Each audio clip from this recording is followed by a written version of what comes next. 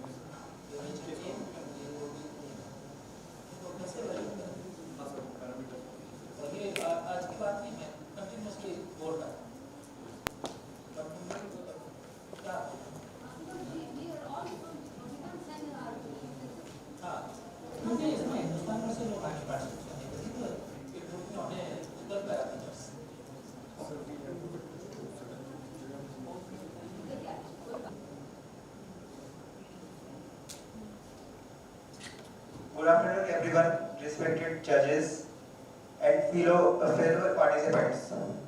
I am Avinash. Today I am here to present for Vivechan. To proceed further, let's understand the problem.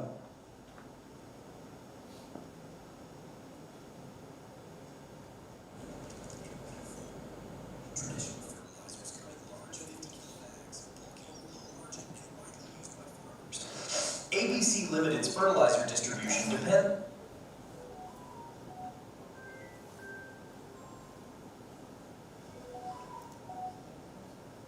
To proceed further, let's understand the problem. Traditional fertilizers come in large 50-kilo bags, bulky, low margin, and widely used by farmers. ABC Limited's fertilizer distribution depends on territorial segmentation to maintain supply chain efficiency and price stability. So, ABC Limited is at a critical crossroad, facing two fundamental threats to its growth and profitability. The first one is product cannibalization, and the second is territorial leakage.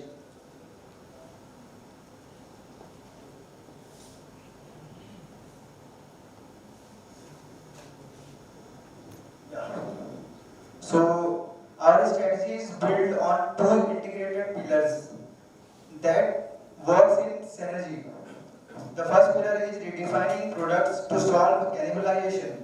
We will stop the infighting between our products by repositioning them as a complementary part of a single powerful solution.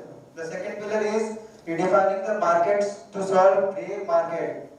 We will use cutting-edge technology to regain absolute control over our supply chain, eliminating leakage and rebuilding channel trust.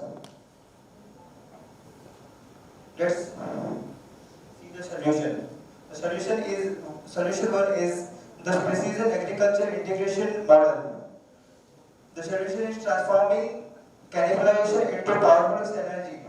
We will reposition our portfolio from competing products to a complete crop nutrition ecosystem. The first one is fundamental layer, the second one is precision layer, and the third one is intelligence layer.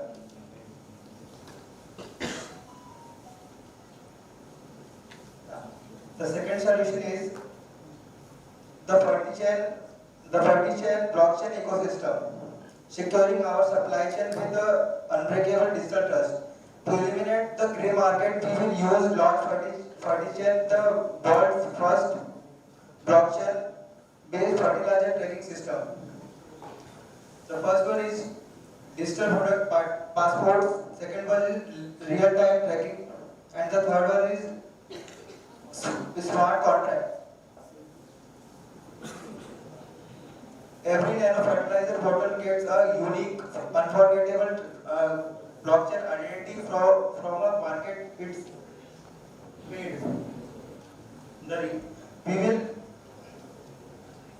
the benefit of the blockchain. Immediate impact. Expect a 95% reduction in grey market activity.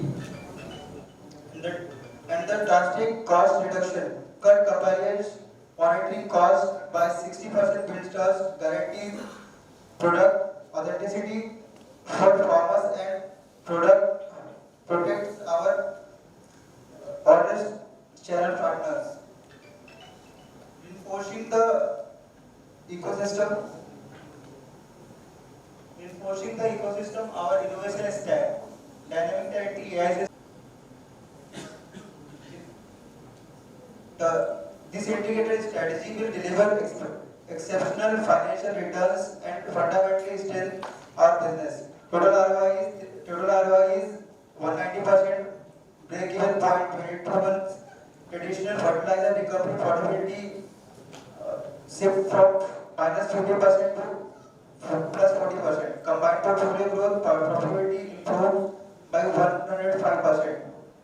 This is an investment in our long-term survival and leadership. The cost of innovation for greater. Our sustainable competitive advantage. Why we will win and why others can't follow. First, mover advantage. Second, switching costs, data advantage, and network effects. Thank you.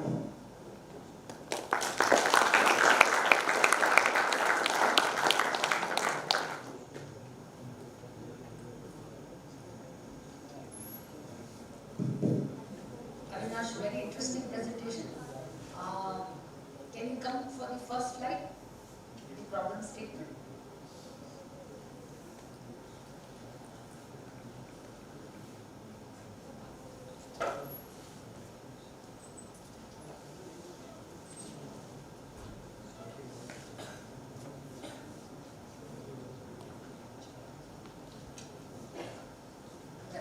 So first is the product cannibalization. Right? So we assume that this ABC Limited has two products. One is the traditional fertilizer and the other one is the nano fertilizer. Yes, ma'am. Is it like this? Yes, ma'am. Same company is facing this Yes. cannibalization. Alright. Then you said territorial leakage also, that the nano products has created a rampant grey market. What is this grey market? Grey market means actually जब product market में आता है तो वहाँ पे एक issue आता है कि लाइक जैसे एप्पल कंपनी है, वहाँ पे भी ये चीज़ें शो होती है. सॉरी, एप्पल नहीं, ये कैनिबलाइजेशन का एग्जांपल है.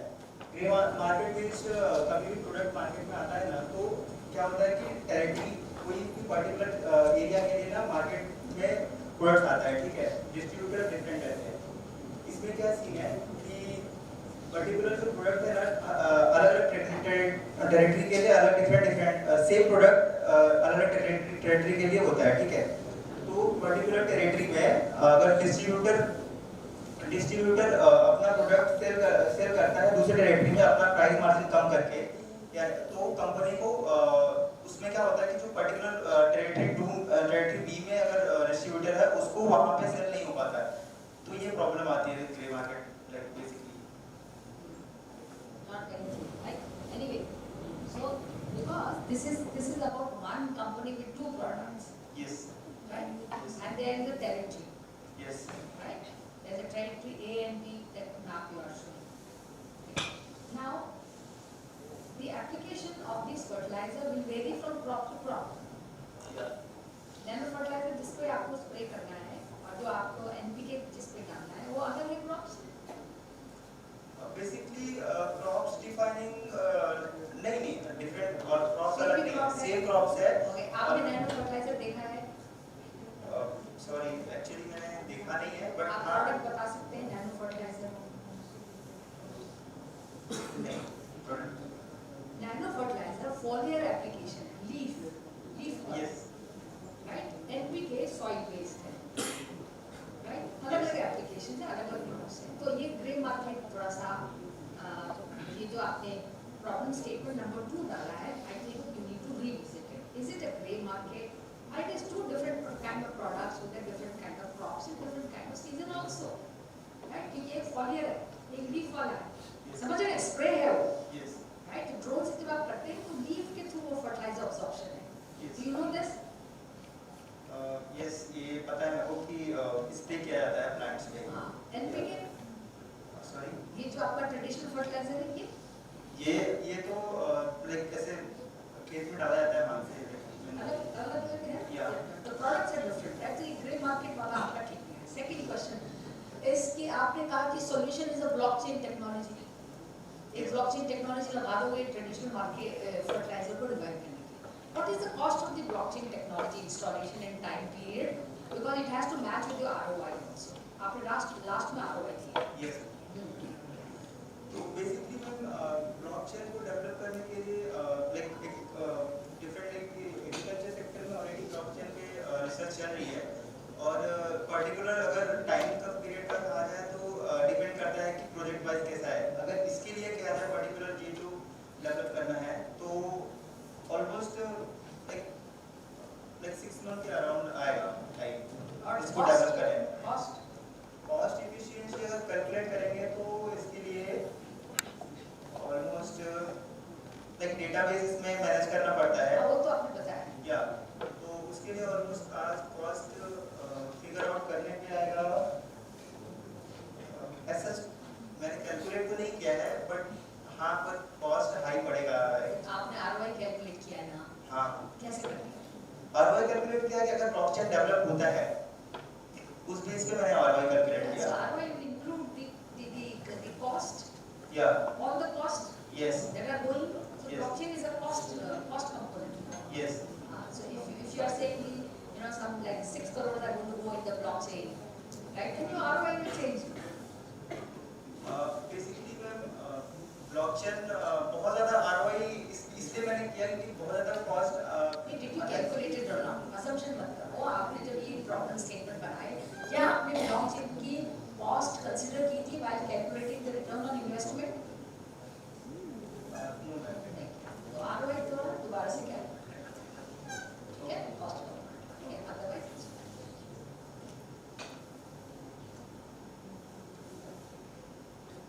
like most of the questions covered by madam. Basic like there is a difference in application. Core issue is the difference in application. The traditional fertilizer is being used by the farmer community for very long period. They got habitual to it. But the nano is having a different application, like what madam said, sorry, for leaves, it is spray technology. It can be used for drones like that. So that is the main problem. Second thing what madam has said, there can be leakage you have mentioned. In this the grey market is depends. Basically we have to I mean to say we have to strengthen our the distribution system.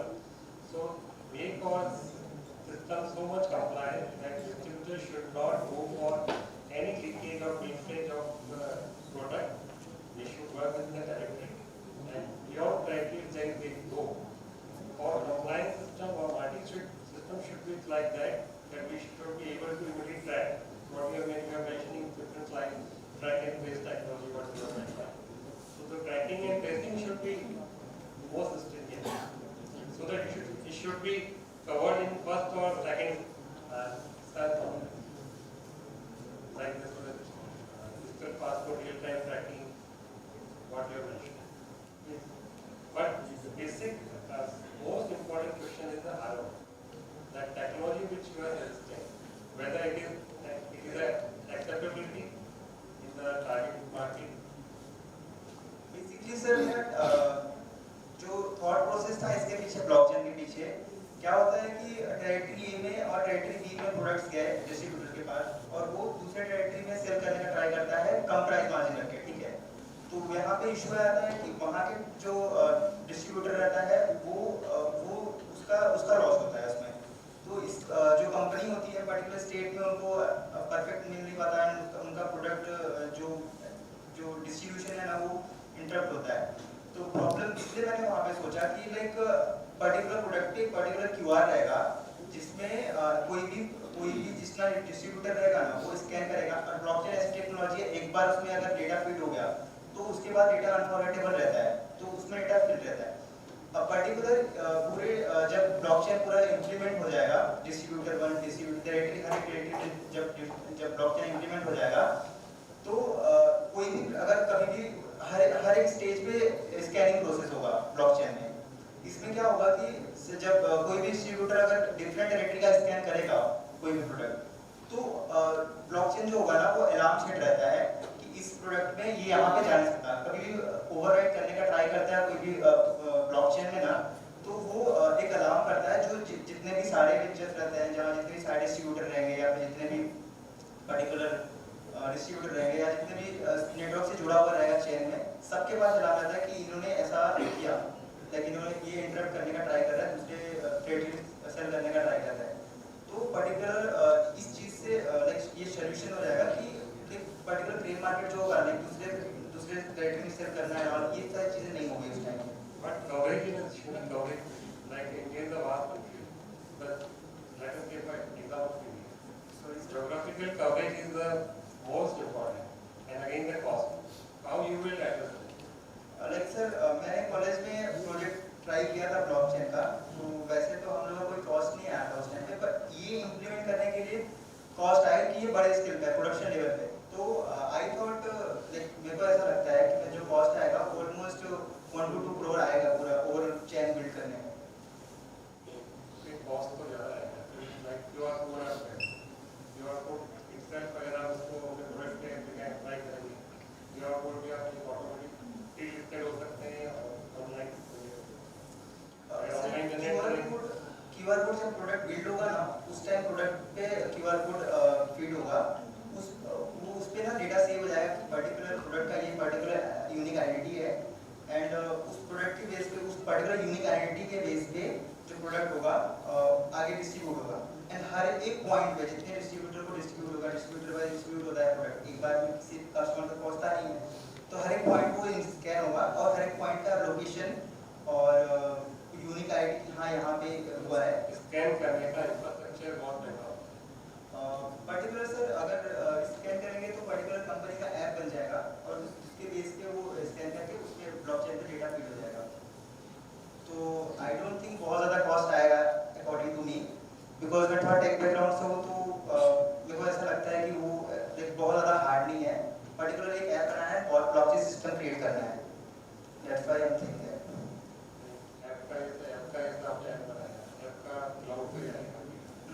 Cloud पे जाने के उस app का mapping sir database जितना बढ़ेगा उस base पे cost बढ़ेगा, तो अगर ये डेटाबेस बढ़ेगा डेटाबेस तभी बढ़ेगा जब हमारा issue is real time trekking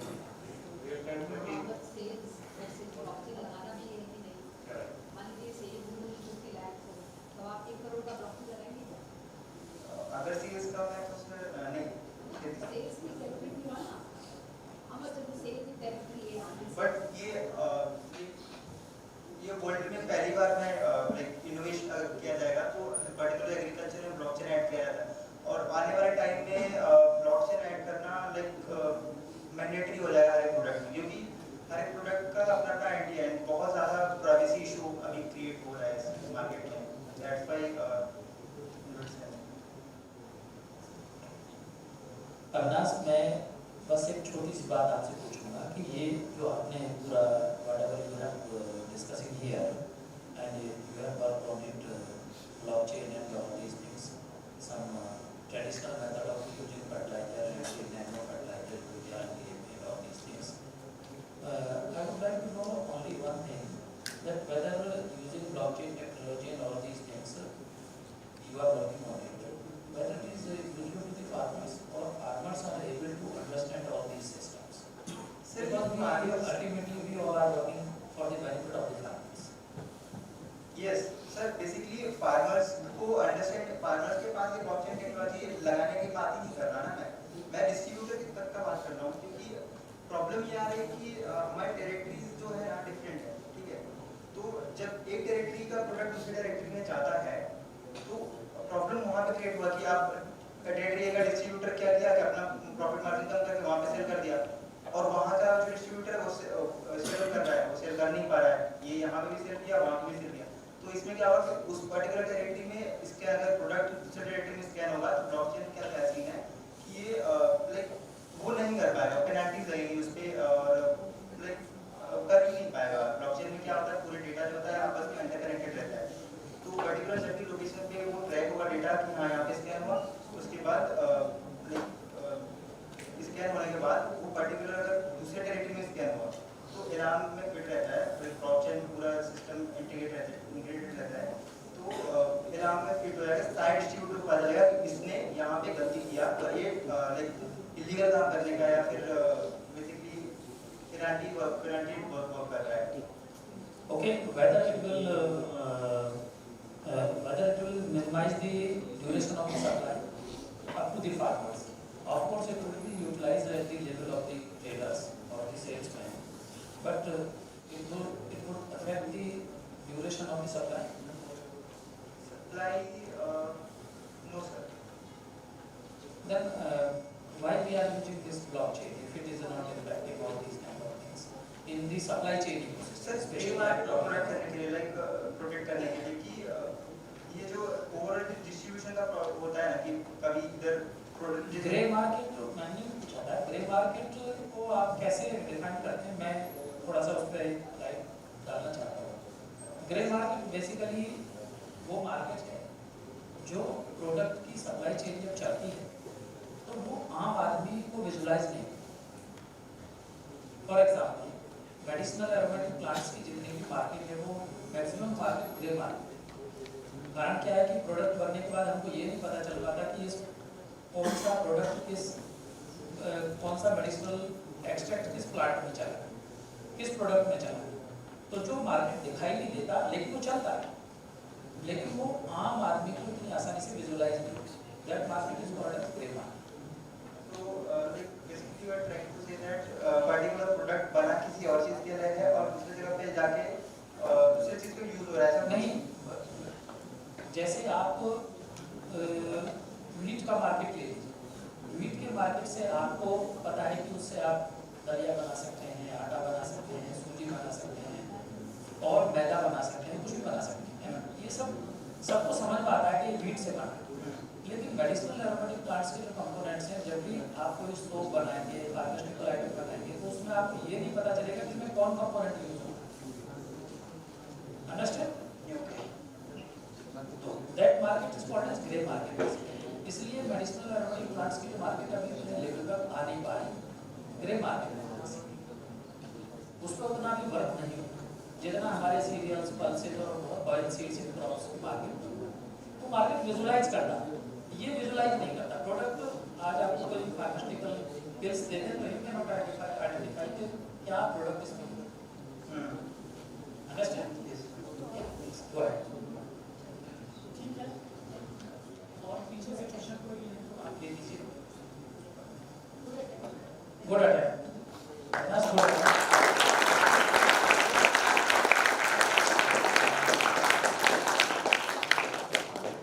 Thank you for an interesting presentation, Team Space.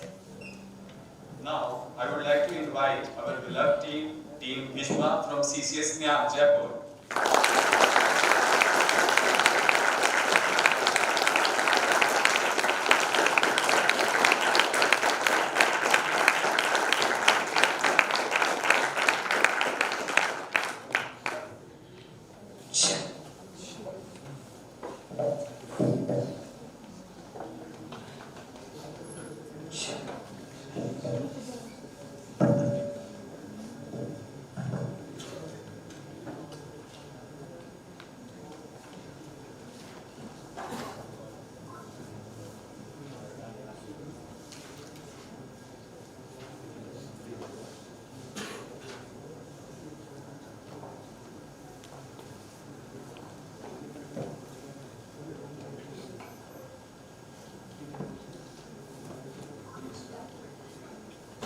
Good afternoon, everyone. We are the team Vishnu. I am Parekh. And I am Shivam Satyavan. So we will continue Vivechan case study.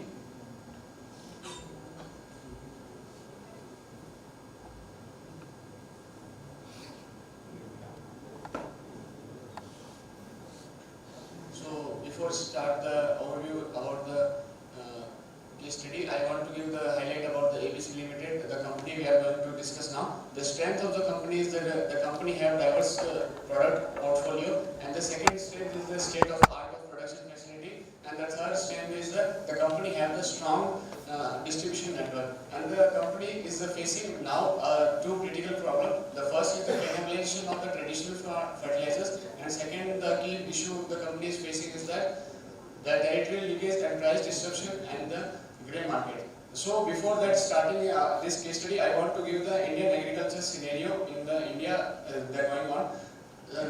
In India, 140 million hectares are under the cultivation land, and the fertilizer which are using for the nutrient application is more than the 70%. So if we speak about the nano fertilizer growth from the past 3 years, it is continuously increased. And in nano fertilizer, if we speak like the nano nitrogen is the major factor used in the nano fertilizer. And if we speak about the revenue which is collected in the financial year 2024-25, it is around 800 crore. And if we speak about the last 2 years before 2023-24 financial year, it's estimated around 716 crore. So the first issue which is facing by the company is cannibalization of fertilizer. We have the 4 solutions about this issue. The first one is diversification. Actually, the company have the different portfolio products, so we can use in the different crop pattern, like some in orchard, perennial crop, and the plantation crop. I will give you an example of a coconut and the tea. Actually, the coconut is the height of the 20 feet, and if we go, we can't able to do the foliage spray because it is very difficult. So what the farmers are doing, they using the traditional DAP and the urea as a draining method of application, as a broadcasting method. And if we speak about the tea, tea is the used product from the tea is the leaf. If you go the foliage spray, it will affect the quality of the leaf, and it will make the some coloration on the leaf. So it will affect the tea yield in future. So we can't go for foliage spray in tea. The second is we can use the traditional fertilizer and the nano fertilizer according to the crop stage. So if we go for the tillage operation, we will go for the broadcasting and pocket application, and application in between season is done by the help of the traditional fertilizer. And the second solution is the positioning. Actually, the nano fertilizers are act as a supplement, not a replacement for the traditional fertilizers. So if we speak about, if we have 3 cases, if we alone application the traditional fertilizer as a recommended dose, and the second alone application of nano fertilizer, and the third case we are going to combine these two recommended dose with the nano fertilizer. So we can see that the BC ratio is maximum when we combining both traditional fertilizer and nano fertilizer. That is come around 2.86. BC ratio represents that if we invest 1 rupees, we will get 2.8 rupees return. So talking about the third solution, that is the integration. So what we are doing here? So we are integrating the traditional fertilizer along with the nano fertilizer as well as the micronutrient. So especially talking about the one of the example as maize. So maize requires the zinc sulfate. So we will first of all apply the traditional urea along with the zinc sulfate for the plant, and later on we will use the spray of the nano urea. So this will ensure that we will provide all the nutrients to the plant, as well as this will ensure the high productivity for the crop. This will increase the sale of the company as well, and as well as the farmer will get benefit. And the final problem is the education, and the education is always a solution for the problem. So we will give the live demo plots through the KVKs, and as well as we will connect to the landlords of that specific village, as well as we will connect with the ideal farmer of that specific village for the new initiatives, so that we can educate the farmers, and after the education we can provide them technical knowledge. And talking about the role classification for the traditional fertilizer, they act as a straight nutrition provider into the soil, and for the nano fertilizer they have the role of giving the nutrition immediately for the foliar spray. Coming to the second problem that was mentioned by the company, that is cross air leakage. So under that problem, one of the key problems was mentioned about the spraying ecosystem. For the spraying ecosystem, we will create our own ecosystem for the spraying through the drones and apply the nano fertilizer through that. And we will ensure that this will be another department for the company to increase the sale, as well as to increase the income of the company. And here we are engaging the unemployed rural youth into this drone system, because as we have seen the data from 2017-18 to 2021-22, the slightly decreasing in the youth unemployment rate. So we can use this unemployment youth into the our solution. And again, if we are going to see Indian drone market size, it is going to drastically increases from last 5 years. So it is and market opportunity for us to focus on this system. So the second solution is the loyalty distribution program. We actually our distribution, we have to those distribution who are in market was dealing with this fertilizer in the market, those giving distribution to the retailers. So we have maintained the loyalty in between them, and if the distribution is strong, we can our supply chain may be strengthened. And the third solution is the primary research with demand generation. Actually, company have to yearly they have to get the primary data from the farmers, because they are the last customer. And if they get the primary data from the farmers, so they can estimate that if the estimated sale compared with the actual sale is almost same, there is no gray market exists. If there is any difference, means there is a red signal that the gray market is working somewhere. So coming for the segmentation and targeting, we will segment this product into two major segments, geographical and demographical. Under the geographical, we will focus on the high value state and low value state. Under the high value state, we will focus on the top 10 Indian states which are producing high agricultural input, like Uttar Pradesh, West Bengal, Bihar, Maharashtra, Karnataka, Andhra Pradesh, likewise. And so under demographic, two conditions are there, crop specific and state specific. Crop specific, we speak about vegetable and pulses. In these crops, we will go for the foliage spray. Orchards, in that perennial plants are grown, so they are more efficiently work when we are using traditional fertilizer. So in state specific, during flowering and pod filling, that flower conditions are very crucial. If we go for foliage spray, it will fall down and it will affect the further yield. So we will go for traditional fertilizer. So if we speak about the 5 P's of marketing which company will follow, the first is product. Actually, integrated fertilizer method is very important. If we combine with those traditional with the nano fertilizer, it will give more efficiency and profitability to the company. And we can like tie up with the spray ecosystem. The drone, as you know, is traditional in our Indian agriculture scenario. The second is place. So we have to maintain the loyal distributor and ideal farmer and inspirational farmers, and in that inspirational farmers plots we can go for demonstration, so it will affect and make advertisement and promotion for the company at the ground level. And the third is price. Stabilizing price is very important, and loyalty incentives, because farmer is our last and final customer and they are purchasing our product year to year. And the final is promotion activity. We are giving t-shirts, umbrellas, masks and bags and as a promotion activities to distributors and to farmers also. And social media platforms we are using, and with the help of influencer we can promote our product. So our tagline is Nano Khat Lao, Bharpur Fasal Pao.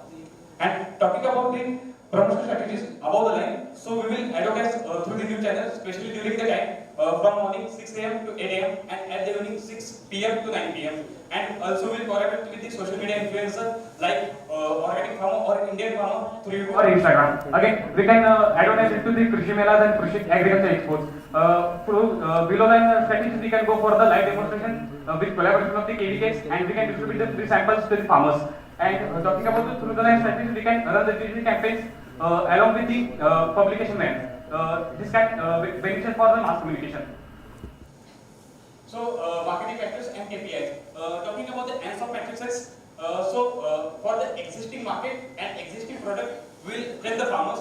For the existing market and new product, we will introduce the nano micronutrient as well as the biostimulant. For the existing market and new product, we will again introduce the new geographical and strict territorial control. And for the new market and new product, we will integrate the digital advisory with the drone ecosystem. And again, coming to the BCG matrix, actually nano fertilizer are in the question marks. So we will introduce the nano fertilizer from question marks to the stars, because nano fertilizer are key product and they can bring a lot of income source for us. And the cash cows, under the cash cows, that fertilizer will continue. Now we are discussing the key performance indicator which the company have to consider when they are entering into market. The first is revenue growth. If company want to make more profitability, so they have to use more traditional and nano fertilizer. And the second is profit margin improvement. That is every company goal. And the adoption rates. We will educate the farmers that they will use both nano and the traditional fertilizer as a combination. And the third is customer retention. We have to get the data from the farmers so we can get the feedback about our product. And price stability is very important, because then only we can maintain the loyalty and trust in the farmers. And distribution complex, loyal distribution and pricing norms are very important, because we have to strengthen our distribution channel. And the farmer engagement, we can choose the inspirational farmers, those who are like a role model for the village, and we can go for demonstration in their farm. Thank you.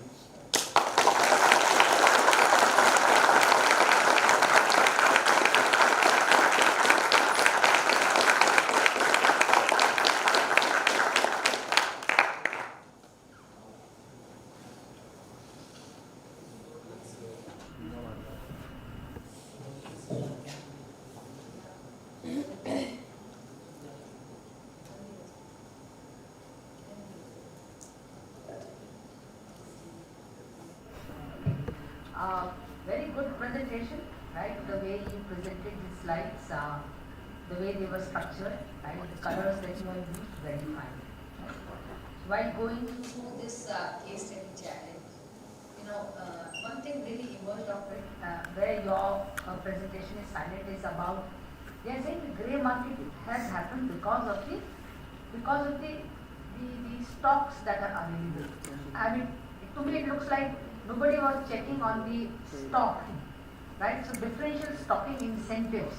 So they are talking about what kind of inventory is available in our stock with the distributor, right? And what is the offtake for the nano fertilizer versus your DAP? Right? So that stock differentiation, stock tracking methodology, do you have any solution for it? Did you consider this? Actually, what happening in the current scenario is that the nano fertilizer, when they enter in the market, it's like not like new only 4 to 5 years ago they enter into market. So actually the farmers are not that much educated.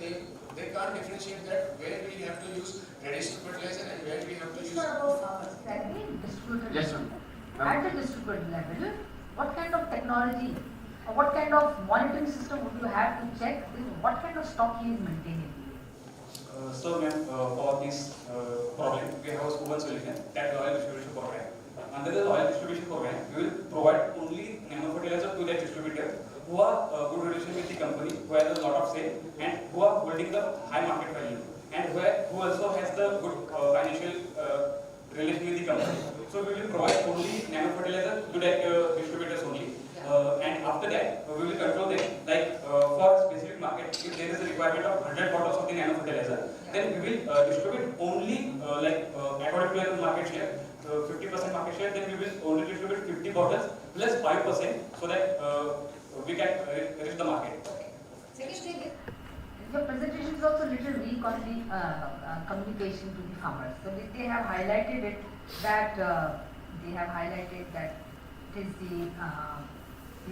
the communication to the farmers is not appropriate, right? They are saying that marketing communication may have contributed to farmers perceive nano product as a superior. They perceive it as a superior because there is a technology available. So farmers are perceiving it as a superior. So marketing communication strategy, where you have shown your strategy part, right? You're only saying we are going to have a demo platform, plots and show them. But that specific strategy where you're going to show that that nano isn't that superior, they have to be bundled together, right? Absolutely. So that communication strategy, I think you need to strengthen upon. Ma'am, actually what happened in agriculture scenario, the farmers... Actually, the nano fertilizer are available in a liquid form. When we apply the granular form of anti-traditional fertilizer, we need a man who can broadcast in the field, so that act as a labor. So when we use traditional fertilizer, it comes under the cost of cultivation. It increases the cost of cultivation. When we go the like a granular foliar spray, it need a drum. In that drum, the quantity we need required is the 1.5 liter, and in that drum 400 liter water is enough. And in that 400 liter of water, we can use a 4 acre land, that is around 1 hectare. So this reduce the hard work of the farmer, and it reduce the cost which are adding in the cost of cultivation. So communication to the farmers that why this that nano is a superior. आपका काम बहुत difficult है. जिसने perceive कर लिया ये superior है, उसको क्या communicate करोगे? Absolutely, ma'am. So through the communication, we will go through agricultural influencers, especially who are working on the Instagram or YouTube or Facebook. So we will influence them with the influencer and talking to the technical terms like only the nano urea they are using or nano fertilizer they are using in the market. So that are only used for the foliar spray, not for the basal dose. If I am going to sow the corn or butter in my farm, then I have to use granular fertilizer at the basal dose, not at the आपने first slide में दिखाया कि nano fertilizer to be communicated as a booster. Yes, ma'am. ये कहाँ से लाई word booster? Ma'am, actually what happened when any farmer is growing a crop, so during the initiation Stage, when we are going to grow the crop, we have to prepare the field. So during that preparation, we have to broadcast the traditional fertilizer. So when the crop before vegetative stage, it takes nutrient from that when we apply in initial stage. When the crop it enter into vegetative stage, when the greenery is there, so that time we will go for the foliar spray because the foliar spray is absorbed by the leaf maximum. So it will increase the capacity to grow more, and it will convert other stage very fast. So that's actually every crop have different pattern of the use of traditional fertilizer and nano fertilizer. That's well understood. Booster word. Yes, ma'am.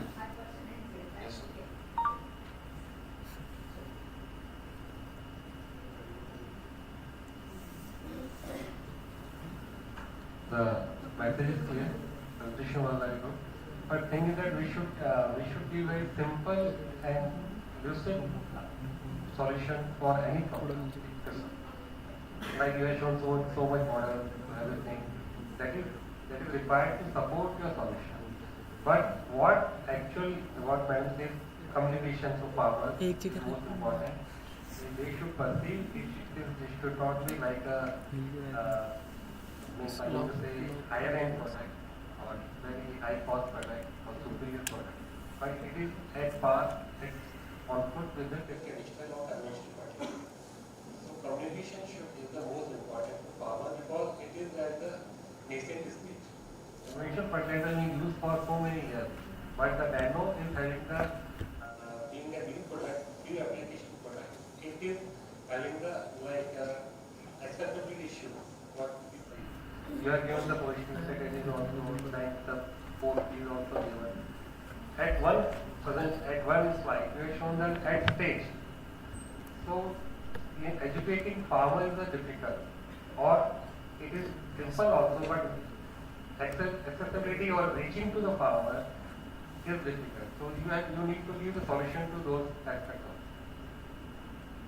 That's it. Very good presentation. You made it, and very critically you examine each and everything.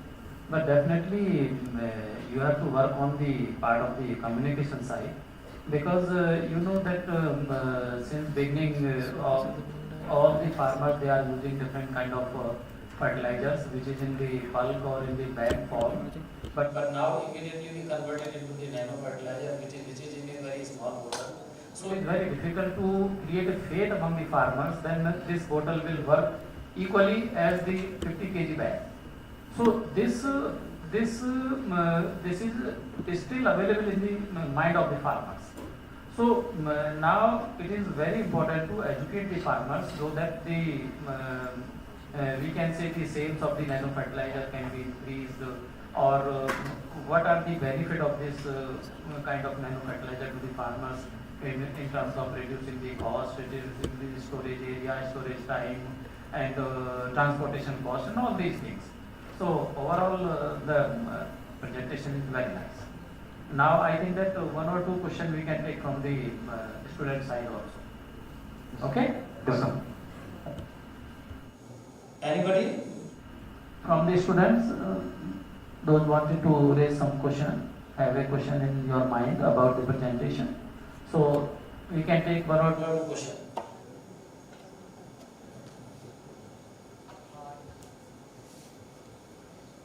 Okay, no question. That's great. Okay, thank you. Thank you, sir.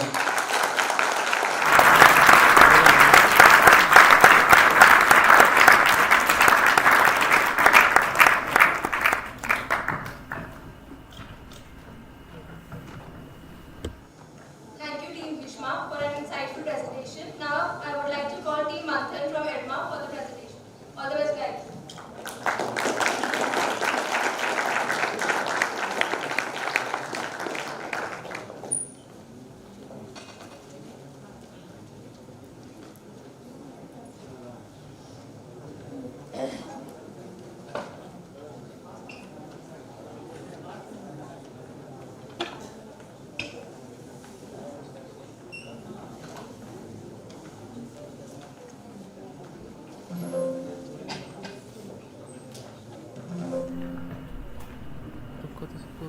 बोलने लगा बोलने तो उसको पहले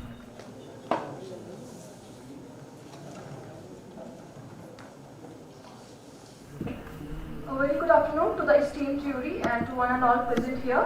Today we Team Manthan from EDMA stand before you to present a solution on the case when innovation eats our base. So as we all know, India is an agriculture-driven economy with 50% of its population engaged in agriculture and contributing around 80% to the national GDP, which is quite low as compared to the engagement of people in agriculture. And India cultivates around 140 million hectares of farmland, feeding 1.4 billion people.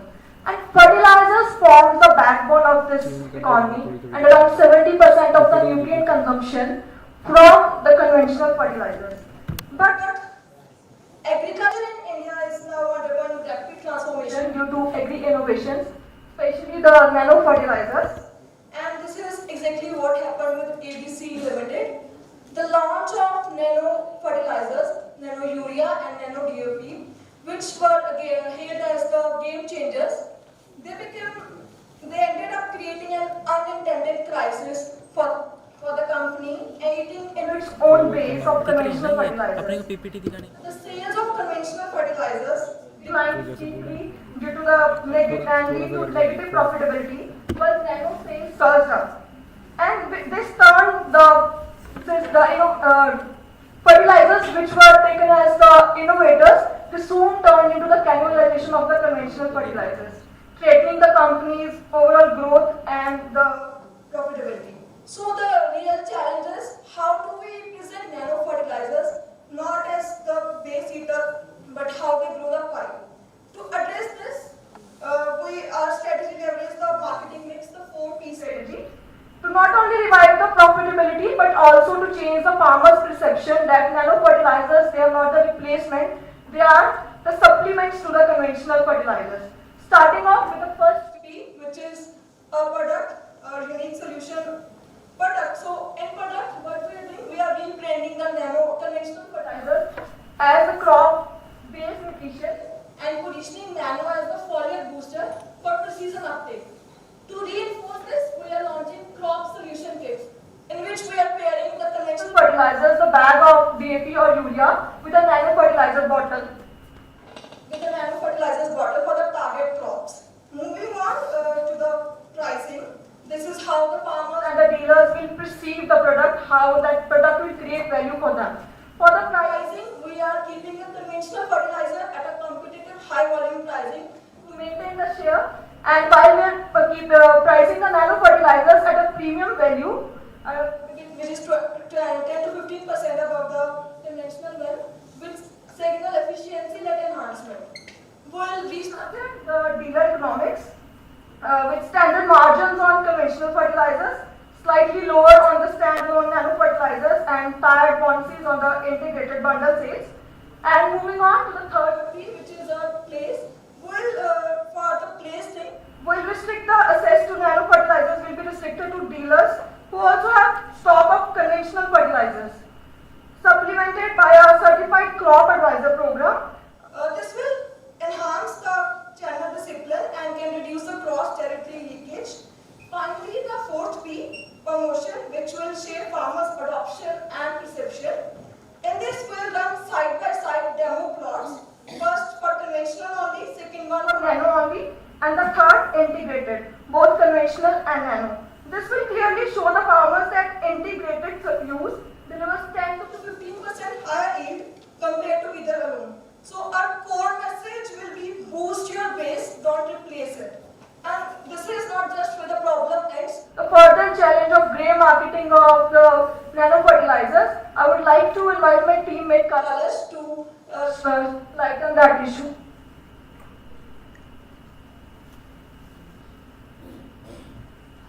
Thank you, Persia. Now we'll move on to the problems with the nano fertilizers. The very base nature of nano fertilizers have caused such a huge issue. Firstly, the lightweight and the liquidity of the nano DAP and nano urea makes them easy to secretly store and transfer it to or stock it to the other states. Distributors with thin margin tend to store a large stock of nano fertilizers, thereby creating a distort in the demand. And so therefore the products are sold across the territories, and therefore it has caused an unauthorized market that we have, that is called as grey market. So the farmers are lucrated by this low pricing offered by the different territory distributors. Therefore farmers tend to move towards the other states, and which also distorts the market demand. So what it does is it erodes the trust among the dealers as well as the farmers, and it like in a long run it will not just create lose profits, but also hamper the brand's credibility. So for this we have created a step-by-step plan, and we'll do this in phase solutions. So first is investigate how is it happening and gather the hard evidence. So first we create a system where we will report these problems anonymously. Anyone in the chain can identify the problem and report it anonymously. Then we'll put a QR code on each product when on every single bottle for tracking. Then we'll make it mandatory for distributor to scan everything at every particular point so that we can identify the leakages. And then we'll develop a system where we can track the unauthorized or suspicious patterns that are identified.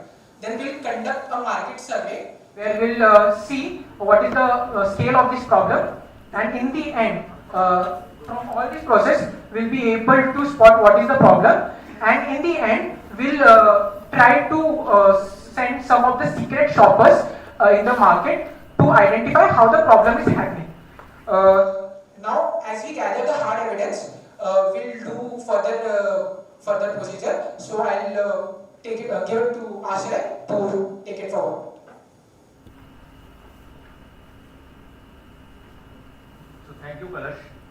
So the next solution, moving on to the next phase of this solution, what we have come up with is like a three light traffic signal. There are three lights: red, yellow, and green. So we've come up with somewhat of a similar approach that we will use in our policy formulation in will also help with the deterrence of the dealers which are not sticking to the territorial discipline and which are undercutting the margins to drive volume sale. The first pillar of this is the yellow light, which are warnings. So first, before issuing the warnings, we need to clearly define what we mean by price undercutting. We must clearly define what leakage is, what price breakage is, and we must clearly outline penalties so that distributors are very clear about what we are trying to communicate. After the distributors are clear, then we will show the distributors the evidence that this is where you have caused price leakage, this is where you have not adhered to the discipline. So using that, we will warn the distributors that if it happens again, your incentives might be suspended, and in severe cases, your partnership with us might also not continue. So this is the warning part. So next is the incentive part. So for the dealers who are adhering to this discipline, who are who are not indulging in this malpractice, we will use some of the incentives, such as we'll reward them with loyalty program points. So we'll introduce a loyalty program in which there can be some redeemable points. For example, a dealer is not indulging in this practice. If he is identified, we'll identify him as our loyalty distributor or a platinum distributor, and we will give him some exclusive benefits like early access to our initial product. And if the price breakage and territorial indiscipline continues, we will enforce penalties such as temporarily freezing of the supplies, which will deter the distributors from engaging in such a practice when the stock will not be received on time. So next week we will move to the phase 3. In the phase 3 we will reform the system. So phase 1 and phase 2 were preventive measures. Now we will work on the curing the problem from the root. So first of all we will revise the contract terms so that we will include strict clauses on breakage of the territorial discipline. Initially, when the contract terms are not very clear and when the terms are very ambiguous, distributors indulge in these kind of practices, taking advantage of these ambiguous terms. But we have to remove ambiguity from the contract so that we can be very clear on whether the sanctions are to be imposed or not. So then we will introduce an MAP policy, which is a minimum advertised price policy. So the fourth phase will be that we will monitor policy and we will sustain and build trust. We will ensure regular monitoring of the policy that we have implemented through systems such as AI dashboard flagging, and we will also use ERP systems of the company to flag whether this kind of indiscipline is occurring or not. So through regular monitoring and implementing and sustaining and building trust in the channels, we can resolve this problem in 4 phases. 4 phases solution.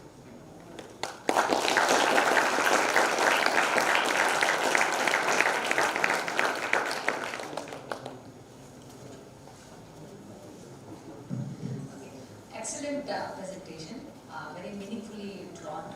So your presentation mainly focuses on the enabling detection, first stage, and then policy formulation and having more penalties and incentivization.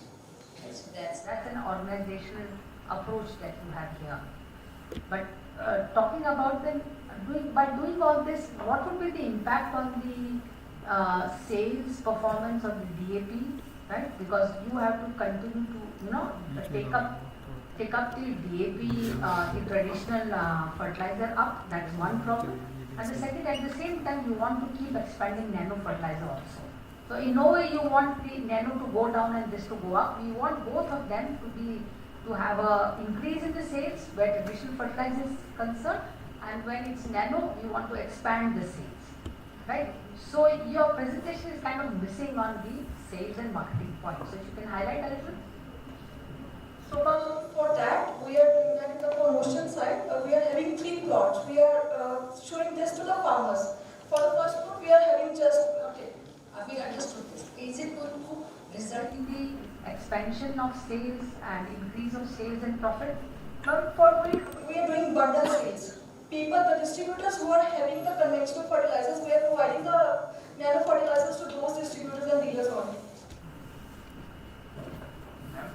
in the resolution of the price discipline breakage and the territorial adherence, we have introduced two such policies. First of all, what we are planning is we will partner with the supply technology ecosystem such as drone technology sprayer.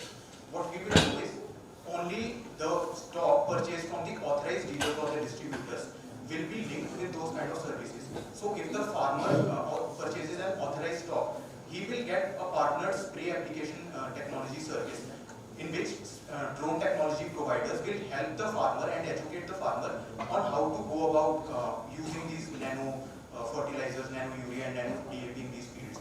So if the farmer will have enhanced knowledge of how to use these in the field, he will become more comfortable with the use of these inputs. And hence it will drive more adoption.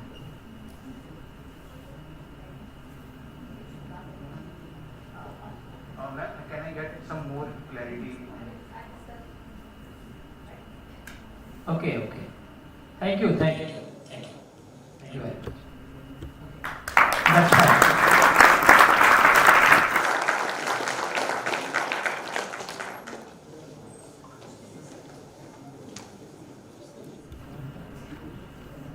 Podium set करिए वो set करिए क्या set Thank you, Team Manthan from Myanmar. Now I would like to invite Team Tycoon from ICR now.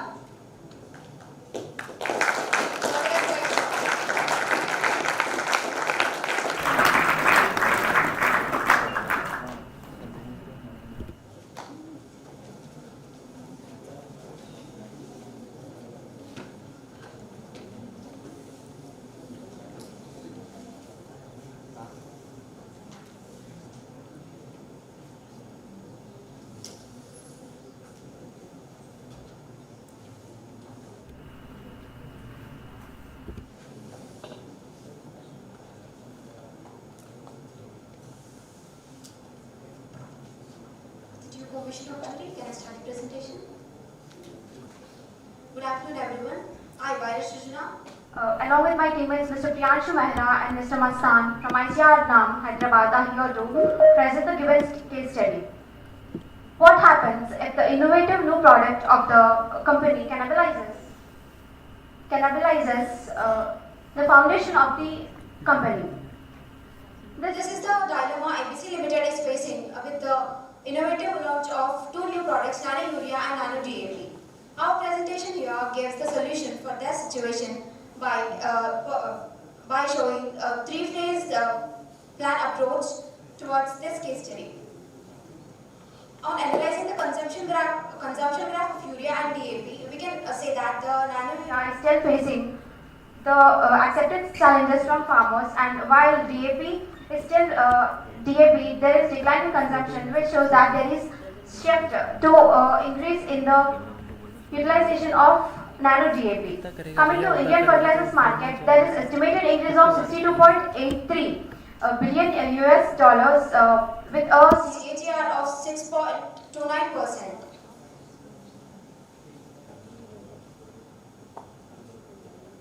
Moving on to Ishikawa diagram, which shows the root causes of the problems created by ABC Limited are branding, which created the direct product comparison, and messaging, which created confusion among farmers regarding nano, whether it is replacement or supplement, and segmentation. There is no distinct customer target segmentation, followed by pricing, distribution and market education. Moving on to answer matrix, which gives the growth opportunities of the company in the existing market with existing product market penetration. The strategy is to increase the adoption of Nano Urea and Nano DAP in the current crop segments. In existing market, with new product, the product development has to be more specific. That the crop specific formulations has to be made. In new market and existing product, the market development should focus on increasing the product diversity to horticulture crops as well. In new market and new product, the diversification, though it is the riskiest but rewarding step, should focus on bio-nano hybrids.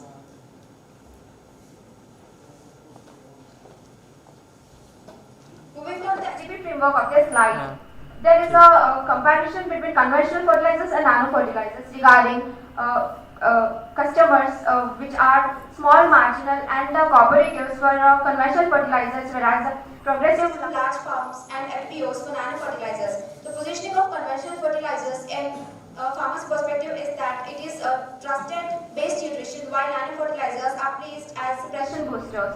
The crops targeted by conventional fertilizers are rice, wheat, maize, pulses, while nano fertilizers are mostly horticultural crops like mango, grapes, tomato and chili. Next will be continued by Mr. Manthan.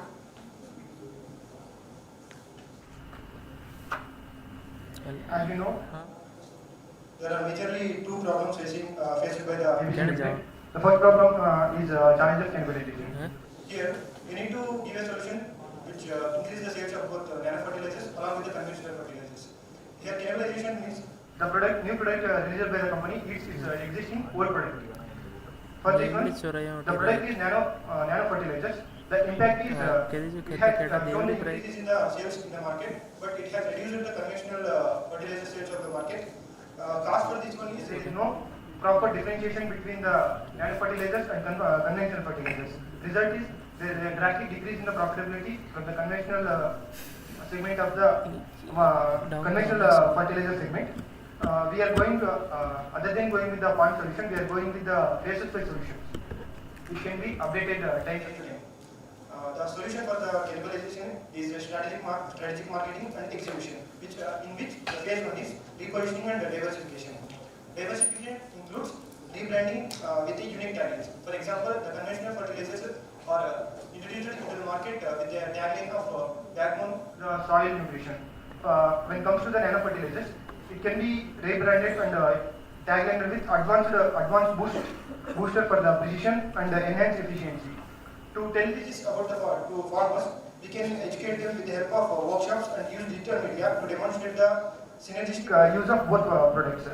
The other solution in phase one includes shift from the substitutes to supplements.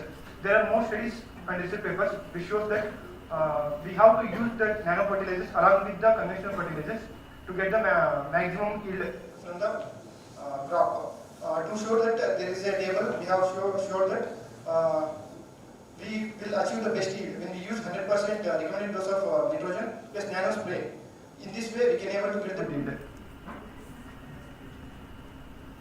Phase 2 solution includes operational and sales alignment, in which one of the solutions is the dual sales target. We have to give the separate targets for the salespersons.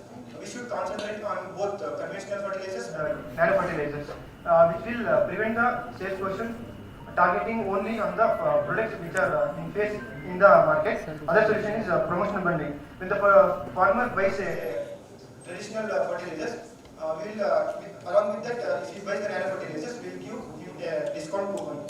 The other solution in the phase 2 is collaboration with the administrator. It helps in developing a crop-based nutrient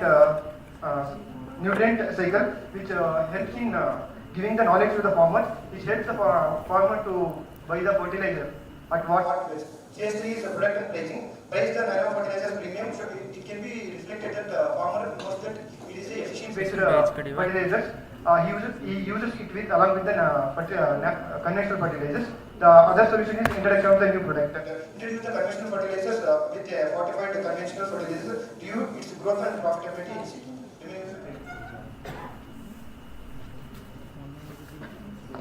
So now I would like to talk about the problem number 2, which is the grey market challenge.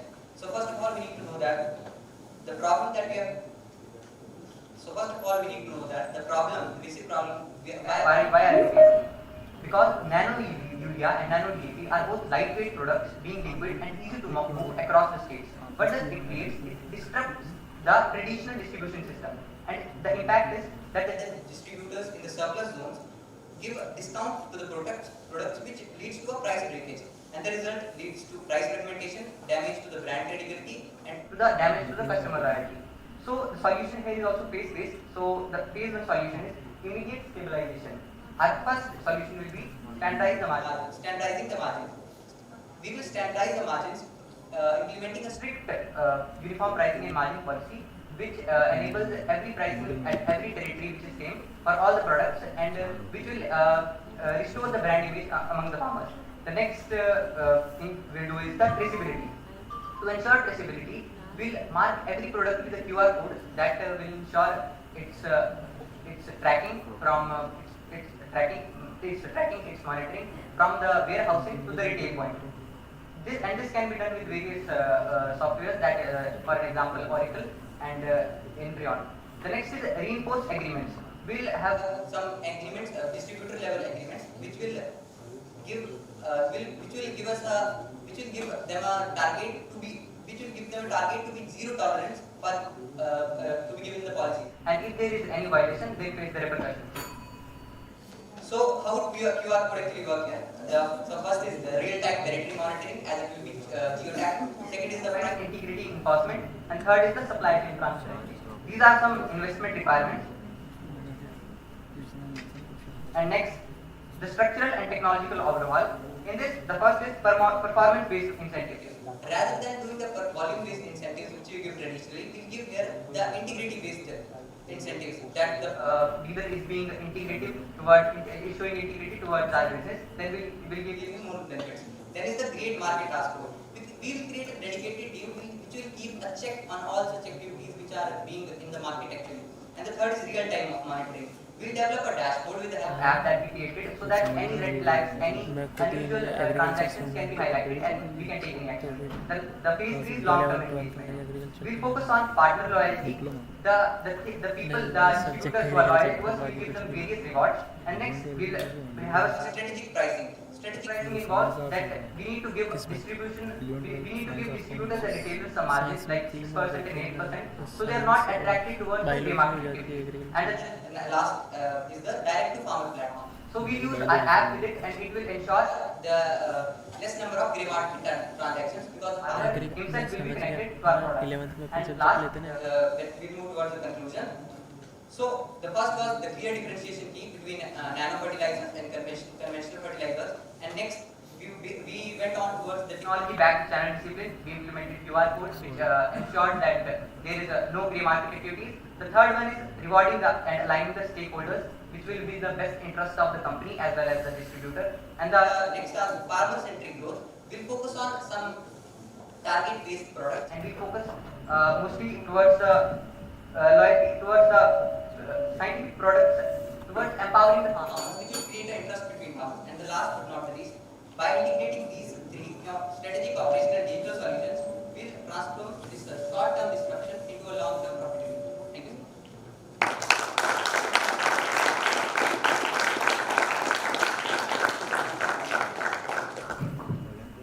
Yeah, so it's a very interesting presentation once again, very comprehensively you have covered the issues. And the issue is that why would you suggest to develop a new product line? Because we are already confused between nano urea versus nano DAP versus traditional DAP, right? So you have given us a list of new products that you would like to bundle it up. So what is that strategy and what is going to lead to the increase in profitability? No, actually when the product is introduced by the company, they have not differentiated the product. They have just introduced it as a substitute. They have there is no differentiation between the nano fertilizers and conventional fertilizers. What I meant, you have suggested the list of new products. New products, some stimulants and nutrition.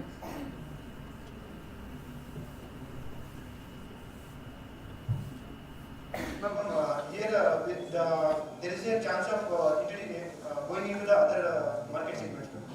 We can go into the other market segment with the help of occupying the high value horticultural crops, which will help the company to extend its market. To target that, we need to introduce the new products with a specific taglines so that the farmer can concentrate on that product.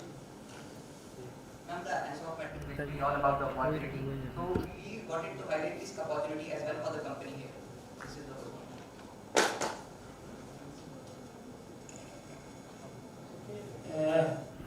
Very nicely integrated the presentation and all the issues you have covered. But only the question raised by ma'am here, same question is in my mind because it definitely it caused to the diversion of the mind of the farmers if you introduce another product in the channel, same channel. So I think this need to be taken care, and you have to work on it. Then how you mitigate the technology, how you can use the or channels to increase the profile of the product and sale of the product in a similar condition if you introduce another product in the similar channel. So thank you very much. Thank you.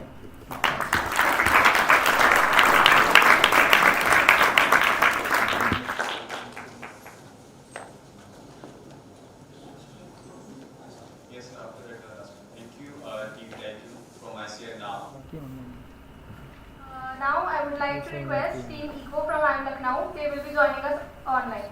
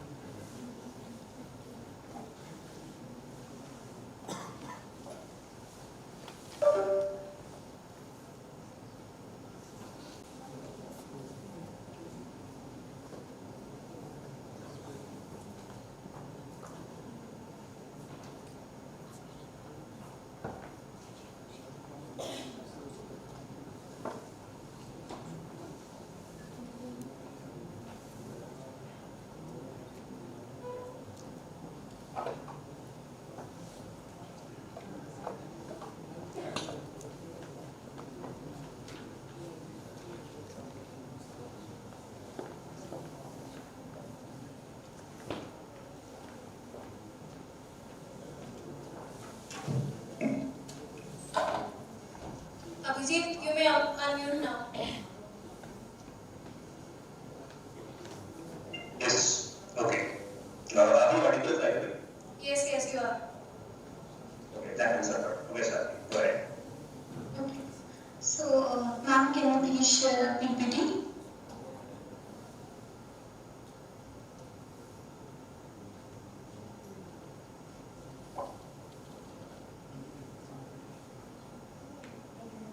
Yes. So, should I begin?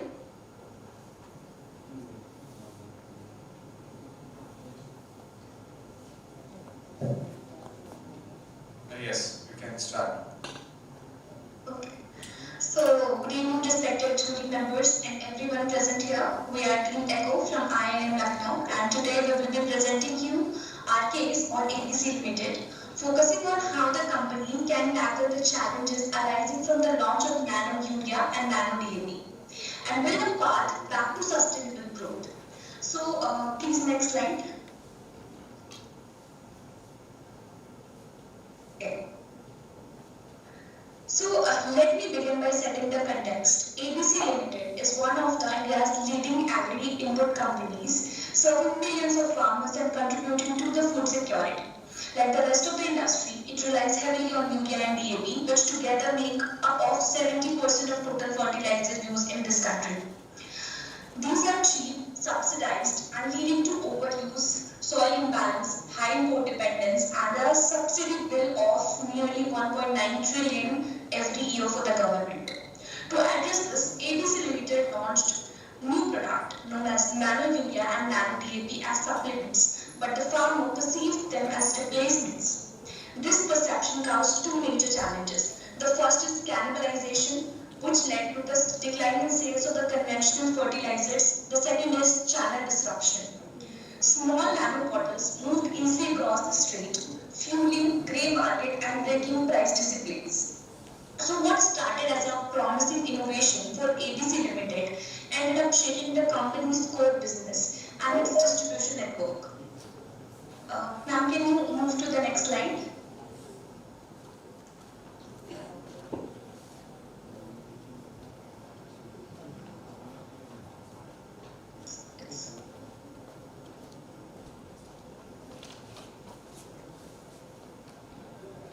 Now the previous one, the root causes. Okay. So now, let us look at why these challenges came up for ABC Ltd. The nano fertilizers was a breakthrough idea, but the rollout, a few important areas didn't get enough attention. So we tried to study deeper and identified four major gap areas. The first was positioning, incentives, enforcement, and farmer communication. The first one being positioning. Farmers started seeing nano as a replacement rather than the supplement because the distinction wasn't strongly reinforced to them. Second is incentive for the distribution partners. The focus on the volume by them targets unintentionally encouraged distributors to sell outside the territory. The third is enforcement. Systems for traceability and monitoring were not yet fully built, which allowed this grey market activity to grow further. The fourth is farmer communication. For farmer to understand the use of the product, the clear guidance on when and how to use the nano product wasn't always reaching the farmers. So while the innovation itself was strong enough, these few areas left unaddressed, creating what we call as execution gap. And as a result, ABC Ltd experienced pressure on margins and profitability. So, going to the next slide further. So, after looking at the impacts, we asked why exactly this is happening. Our prioritization was clear, which suggests two insights need to be addressed at the earliest for the attention. The first is positioning, and the second is incentive for the distributing partners. So now, not every issue that carries the same weight we need to address as a company. So we applied an impact versus effort framework to prioritize in which one we should act the most fastest and the foremost. So at the very top of our priority is channel leakage. It directly affects the margins and partner trust and pricing integrity for us with a score of 10. Close behind is the product segmentation and positioning along with the channel margin structure. Both had nearly 9. These track how farmers see nano and how distributors behave. Other areas like farmer communication, weak monitoring and forecasting are also important but slightly lower in the urgency level. With this context set, I will now hand over to Abhijit, who will take you through our approach, solution and the step-by-step implementation roadmap for ABC Ltd. Abhijit. Right, so I'll be taking over. Thanks a lot, Sarvi, and also thanks a lot to Team Echo for accommodating us already. So yeah, can you move to the next slide?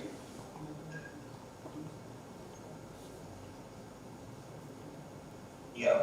So as you can see on your screens, right? So we identified what is the current position of ABC Limited as of now, right? So as you can see, they lie on the bottom quadrant, where the channel health is also very weak, and the market growth is also getting hampered because of cannibalization and other factors as well.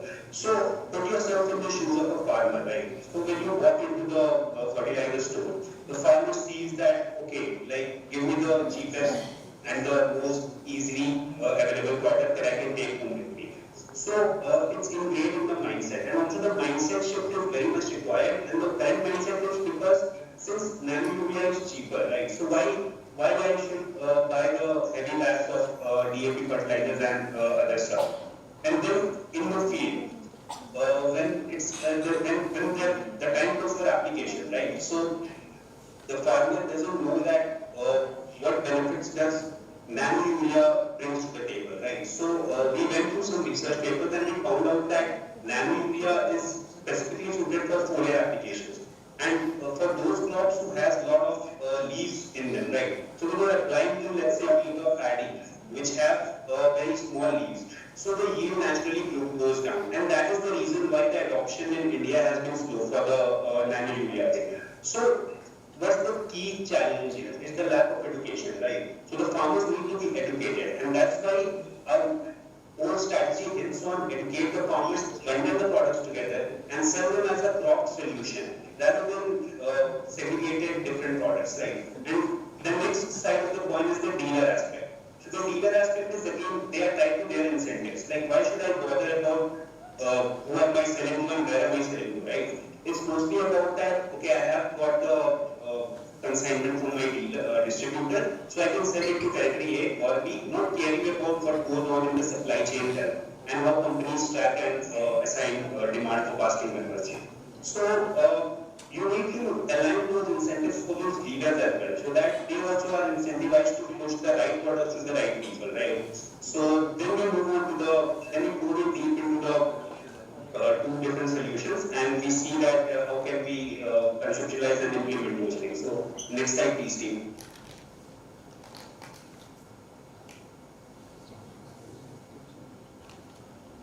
Yeah. So now we come to the first solution, that is embedding the basal plus foliar mandate to counter cannibalization. Now cannibalization happens when you're substituting nano urea with the basal bag fertilizer, right? So for that you need to have a proper educational kit for consumers like farmers, embed this logic into multiple agronomic charts, sales tips and farmer communication, and it should have that feeling of the integrated nutrient management, and it should arrive at the right source, right place, right time and right mindset. So that's the key thing. And then to enhance the behavior, right? To change the behavior, because that's a very major thing. People's behavior don't change just for a launch of the product. So you need to introduce it in a very phase-wise step and educate the knowledge in every other aspect. So then we integrate into cost systems, we introduce crop-specific bundled packs so that the user feels like, okay, these are not just fertilizer companies, these are our nutrient planners as well. So basically the outcome is to hardware complementary use and grow basket size per customer. And then we move on to the ecosystem education. Now reaching out to each and every farmer is difficult, so we tie up with the KVKs and the FPOs and the CFCs, and we have certain big spectacle events like, for example, the drone days. Like this show that the foliar application can be done through drones. So that's the thing. In the interest of time, I'll just brush it up and talk about the other thing, which is the channel discipline. So as you can see, our major aim is to avoid digital traceability and redesign channel incentive architecture. Now this is a balanced scorecard method where we can just have certain factors and not just dependent on volume. We can have multiple factors which constitute the overall channel level. And this is the implementation plan basically, if you can show. So yeah, that's our implements, I guess. Thanks a lot.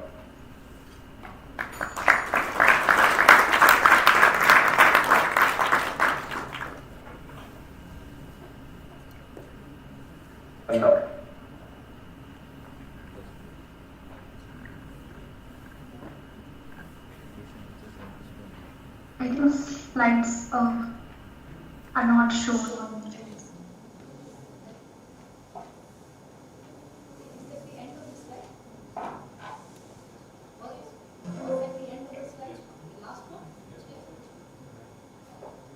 If we are open for questions. So, we are the jury here. Just to kind of question you on this, that in the first slide you showed it very well. The problem statement was very well defined, how the profit margins are decreasing. But when you came to the solution part, I'm not sure if I could see that, or maybe it was there somewhere. By doing all this kind of, bundling of the product, repositioning, etc., right, what would be the impact on the overall profitability of the company? Because they have to sell both, isn't it? Yes. So both have to expand. Yes. Right. So what is that solution that you would like to put in? Okay, so Abhishek, I'll take this question. Sure. So ma'am, the one strategy that we wanted to introduce for ABC Limited is for the starting introductory period in which the packet urea bundled with the nano urea will allow them to understand these two products are not a substitute of each other, rather are complementary. So when urea is used, so the initial stages you can use the packet urea, and post that for extra nutrition and enrichment go with the nano urea. So we are trying to have those trigger and educate and trigger to their mindset that these two are complementary and not the substitute of each other. So for the initial days we want to bundle it together, but going down the line we will market it as a two separate entities.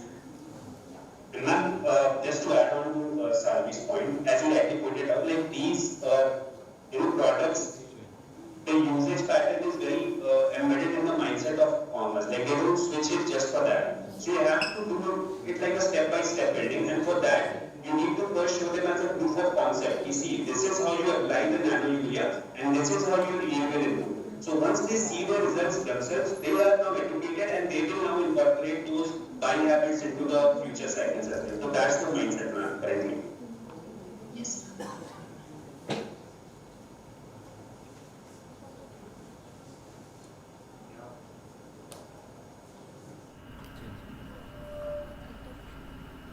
Yeah, Salvi, could you please, in one of the slides you mentioned that nano is perceived as a low-cost product. Was it means you have understood the problem correctly? Because in the case study it is mentioned it's a superior product. I'm so sorry, sir, but the voice is a bit cracked. We couldn't hear, sir.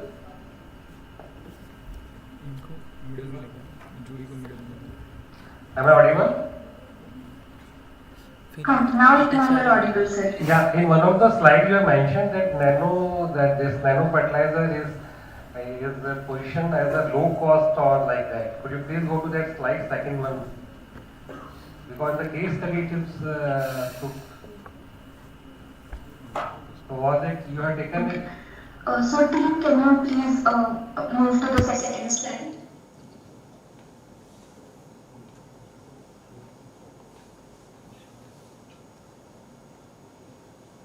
Go to third one first.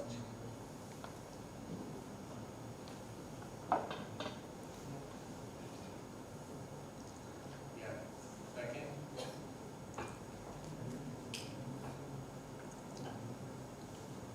Third one. Yeah, this can be marketed nano as a product, not practice, perceived as cheaper urea. So from which means you have done. It is based on the practical aspect or from the case study? So sir, I mean to say whether you put this as per the market feedback or it is based on some other. Okay. So sir, this is with reference to the general research, primary and secondary research we did.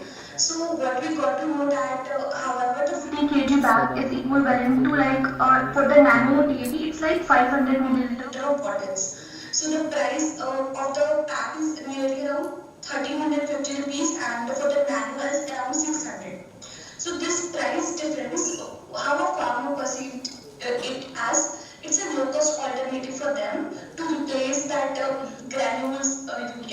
to the shifting to the nano urea. So with that mindset, sir, we included this in our slides, sir.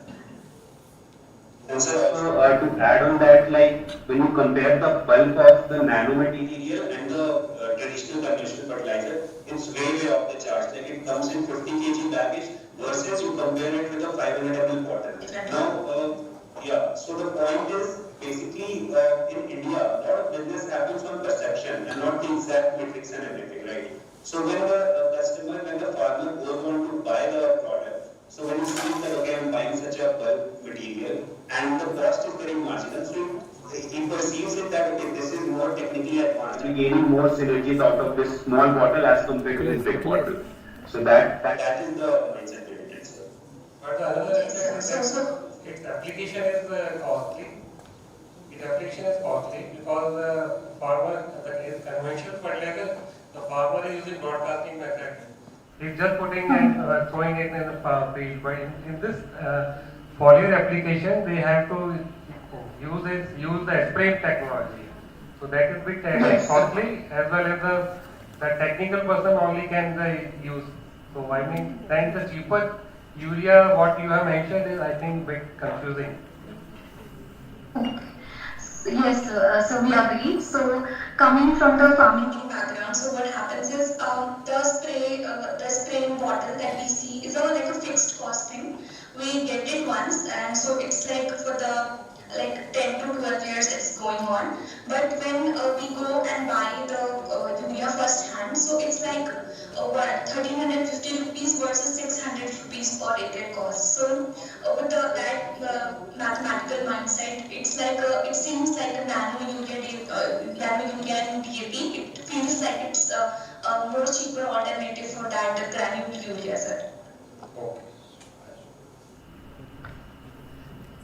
Thank you very much. Thank you. Thank you, sir. Thank you, Deep.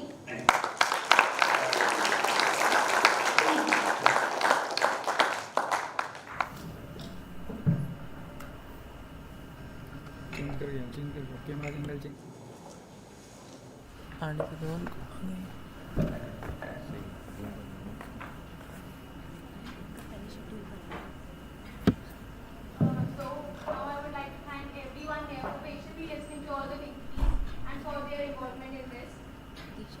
We are privileged to have NAFED as a sponsor of AGROVON 2K25. As the Adventz Group in agriculture marketing, NAFED has been pillar of strength for Indian farmers, ensuring fair prices, better market access and cooperative growth. During the inauguration, we also showcased a special video highlighting the NAFED remarkable journey and contribution to Indian agriculture.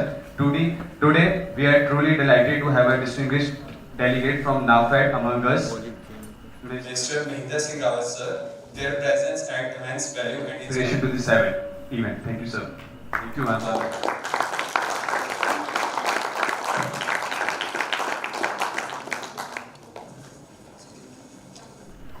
Now I would like further request Ms. Nimisha Sharma to present a token of love to Mr. Mahendra Singh Rawat sir.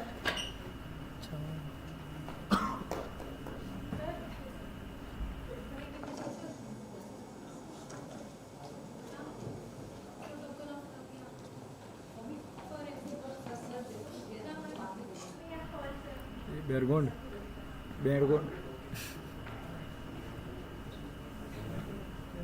So please come on.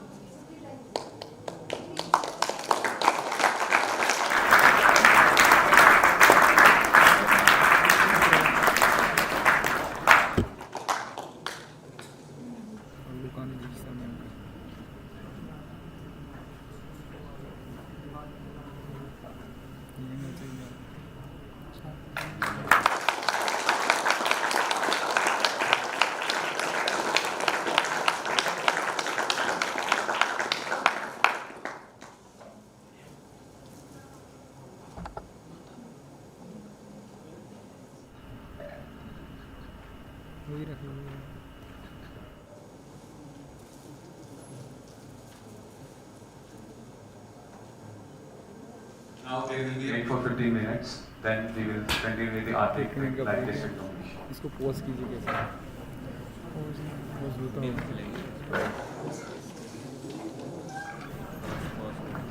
Live stream post नहीं होता पंडित sir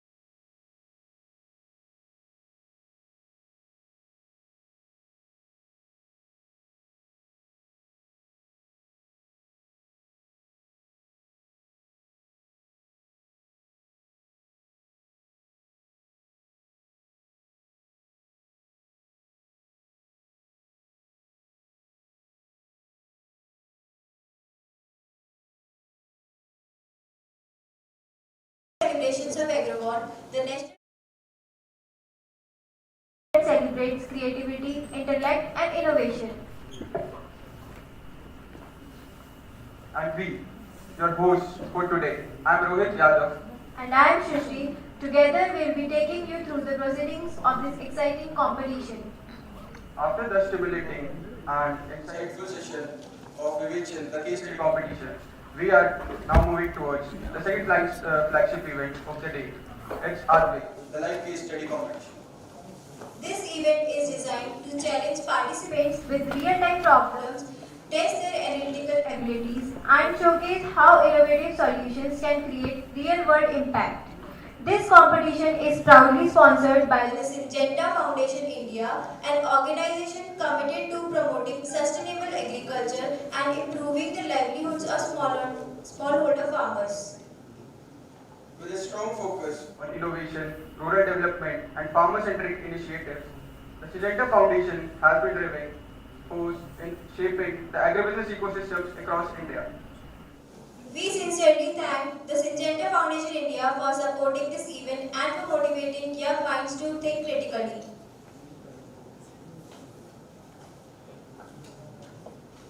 Today, we are honored to have with us our esteemed jury members who are joining us through online and both offline modes. One of the first of our jury member is Mr. Sanvesh Kodabalgi sir, the project manager at Syngenta Foundation India, and one of our esteemed alum from the batch 2019 to 21. And after him, Dr. Hima Yadav ma'am, director at C.C.S NIAM, Dr. S.R. Singh sir, deputy director at PGDM ABM, and Dr. Sanali Katoj ma'am, research officer at C.C.S NIAM. Despite the distance, their presence adds immense value to this competition. We extend our heartfelt gratitude to them for sparing their valuable time to guide and evaluate our participants today. The expertise and insights will not only help us in deciding the winners, but also provide invaluable learnings for all of the teams. Before we begin, let us simply walk through the rules of Advik. We have 7 participating teams in this competition. Each team will be provided 10 minutes to present the live case solution. A bell will ring at the 8-minute mark as a reminder, followed by 2 minutes to conclude. After his presentation, the jury will engage the team in a short Q&A session to test their clarity of thought and depth of analysis. The evaluation criteria will include the problem identification, personality of ideas, feasibility of solutions, analytical depth, and presentation effectiveness. Now, let's begin with the team presentation as per the schedule ordered. Our first team is Team Control Plus A Plus Defeat from Wellinger School, Mumbai, Dibankar Chakravarti.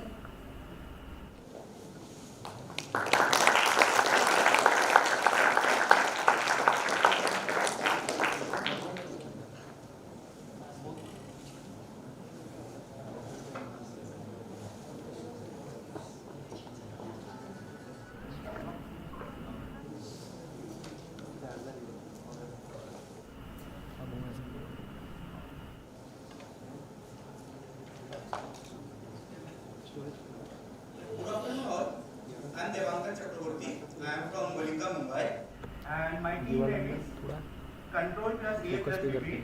So I am a single participant in my team.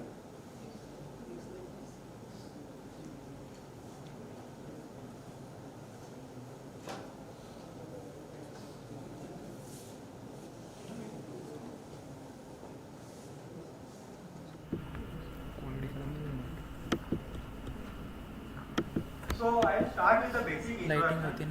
Like we have been given this case where there is a non-profit organization named XYZ, and it is having around 23,000 more than 23,000 of agri entrepreneurs who are in turn connected with 2.3 million plus farmers. And this company is making a current turnover of 120 CR. And this company stands in more than 13 states and having 52% women workforce. But despite all this company is having some critical challenges So in this PPT, I will try to solve these challenges. So I have listed out these bottlenecks or the challenges in two categories. So this left side highlights the input side bottlenecks. So what I mean by input side bottlenecks is, so these challenges are mainly faced by the farmers or the agri entrepreneurs when they try to procure raw materials. And these challenges are mainly lack of seeds, poor irrigation, inadequate tools, limited access to finance, and these problems sum up to 15% of higher cost for farmers. And the next challenges are output side bottlenecks. So what I mean by output side bottlenecks are, so they are mainly the challenges that the farmers or the entrepreneurs face when they try to sell their products. So these challenges sum up to around 25% of total loss in income of farmers. So here is my new idea. So what I have tried to do is, I have tried to formulate clustered AE hubs, which are a basic bridge between these agri entrepreneurs and the marketplace. So what they will do is, what these hubs will do is, so they will try to predict the demand or the price of the crops or the fertilizers that these entrepreneurs need. And these entrepreneurs are in turn connected with the farmers. So basically what is happening is, these farmers down the bottom line is getting benefits of this chain. So this is the basic workflow model I have designed here. So moving on to the next slide. Okay. So going deep into this idea of hubs is, so I have tried to limit the connections of these hubs to around 10 to 15 entrepreneurs. So basically it is to reduce the level of complexity in them. And these entrepreneurs are in turn connected to 1500 farmers whom can generate like 1200 crores of total trade just through a single hub. Okay. So hello everyone. So this is the digital marketplace website that I have designed. So it's basically a website where the entrepreneurs can check the demand and also can check the cost of certain fertilizers or products which are needed. So you can scan this QR and go through this website prototype. So moving to the next slide. So we all know that entrepreneurs cannot sustain without strategic partnership, right? So basically these AE hubs will not only forecast or predict the prices, but will also help to create strategic partnerships not only between the sellers and buyers, but also between the entrepreneurs among themselves.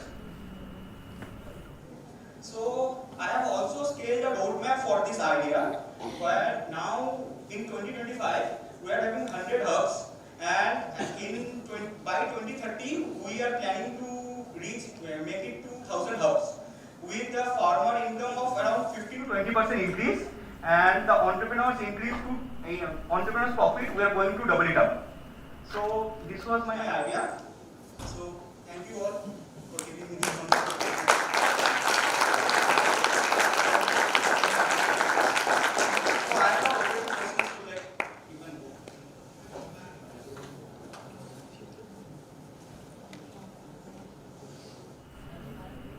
वापस ले वो manager से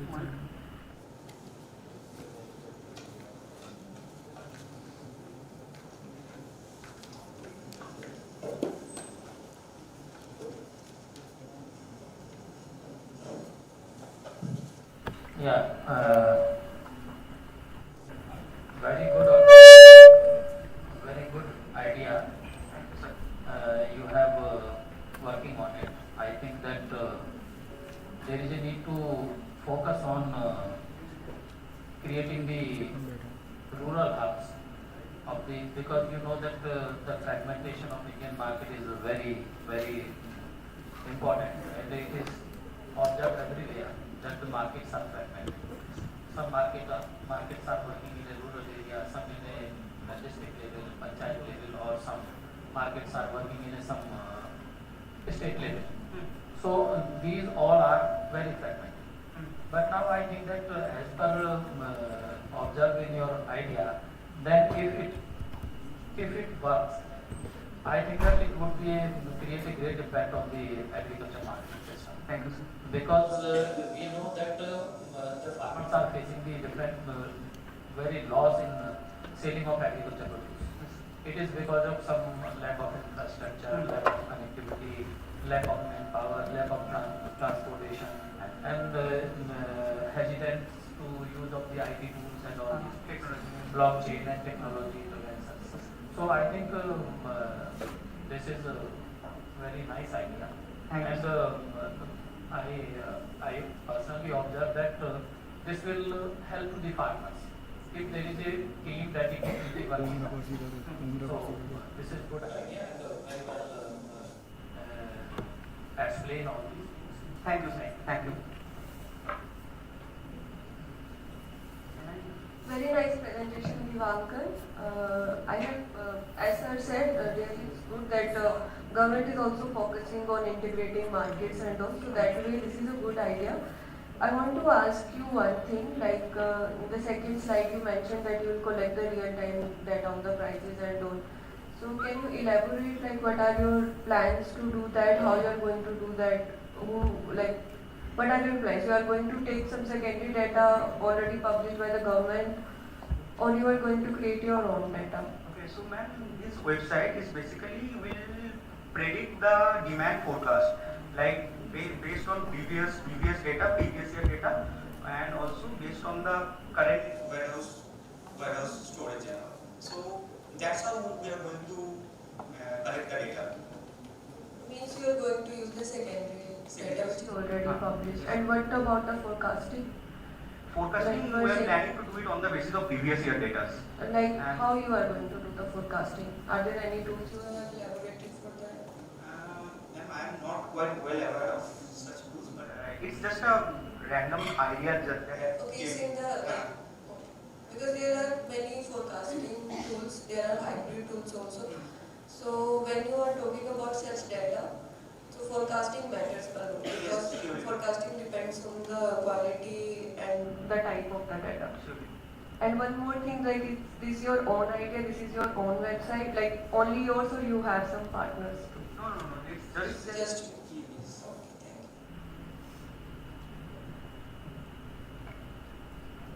Have there any other jury member join online or not? Is he there? I would like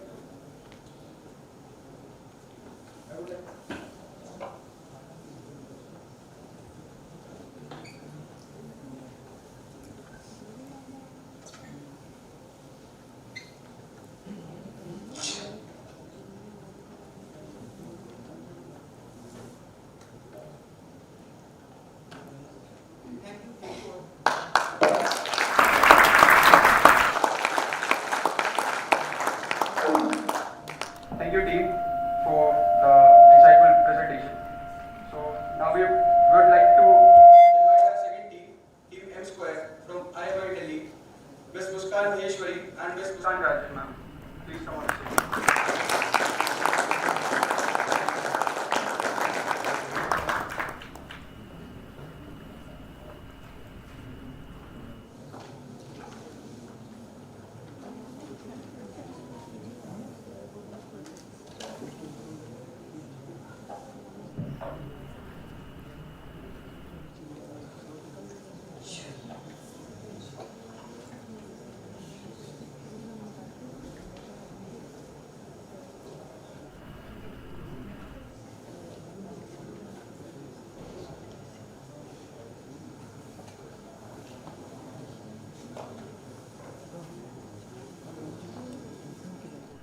Hi, good evening everybody. I am Muskan Maheshwari with my team partner Muskan Rajan from IMI Delhi.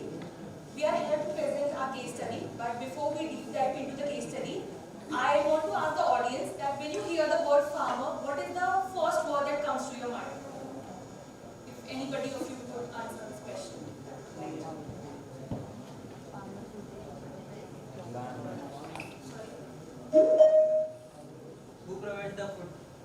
Okay. Anybody else? Backbone of India. Okay. Any more words that comes to your mind when you hear the word farmer? Annadata. Annadata. Okay. Hard work. Hard work. Okay. So with all these words, we are here to transform to more new words, that is sustainability, empowerment and profitability. So let's deep dive into the presentation. So here we are to transform the story, and we, Team M Square, are here to present the case before you. And as there are two Muskans, we would like to ensure that the presentation is double energy and double the clarity.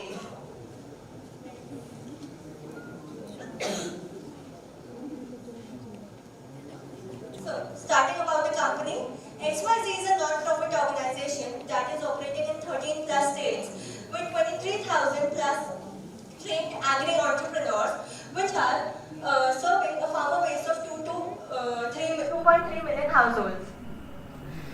And on an average, an agri-entrepreneur typically manages 100 to 150 farmers, which generate 1 to 1.5 crore annual economic value.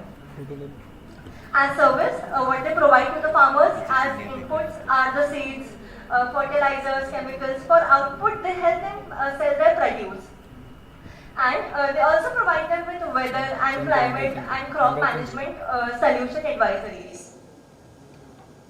So we understood that there are quite a lot of problems happening, which we could broadly categorize into three categories around fragmentation, inefficiency and lack of integration.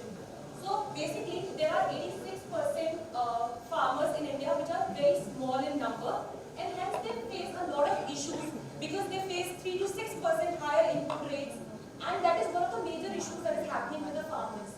If we consider the inefficiency,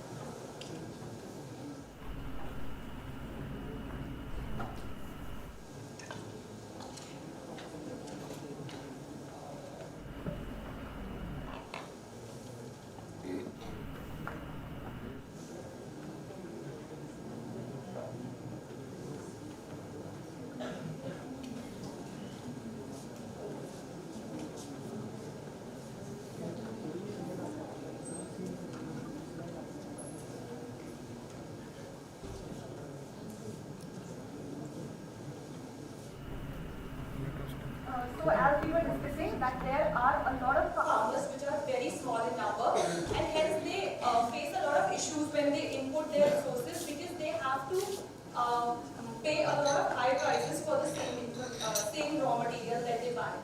And lack of integration, although farmers are interested in learning about the digital solutions, but there is still a lag where people are not aware what solutions can be used for them and how it is useful for them.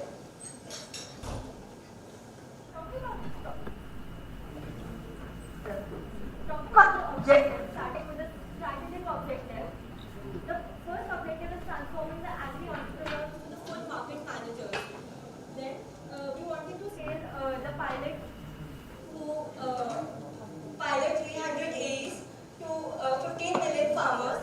Then again we would want to convert tech, which is being used for monitoring, to a full business integration model.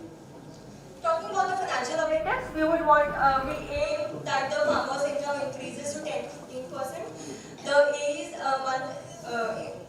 monthly income increases to 15 to 25k, increasing their scale to 1.8 to 2 crore annually, and finally achieving the break-even in 12 to 18 months. If you talk about the operational objectives, with ensure that 3 to 6% cost would be saved, and integrating a digital mandi would ensure 10 to 15% better prices.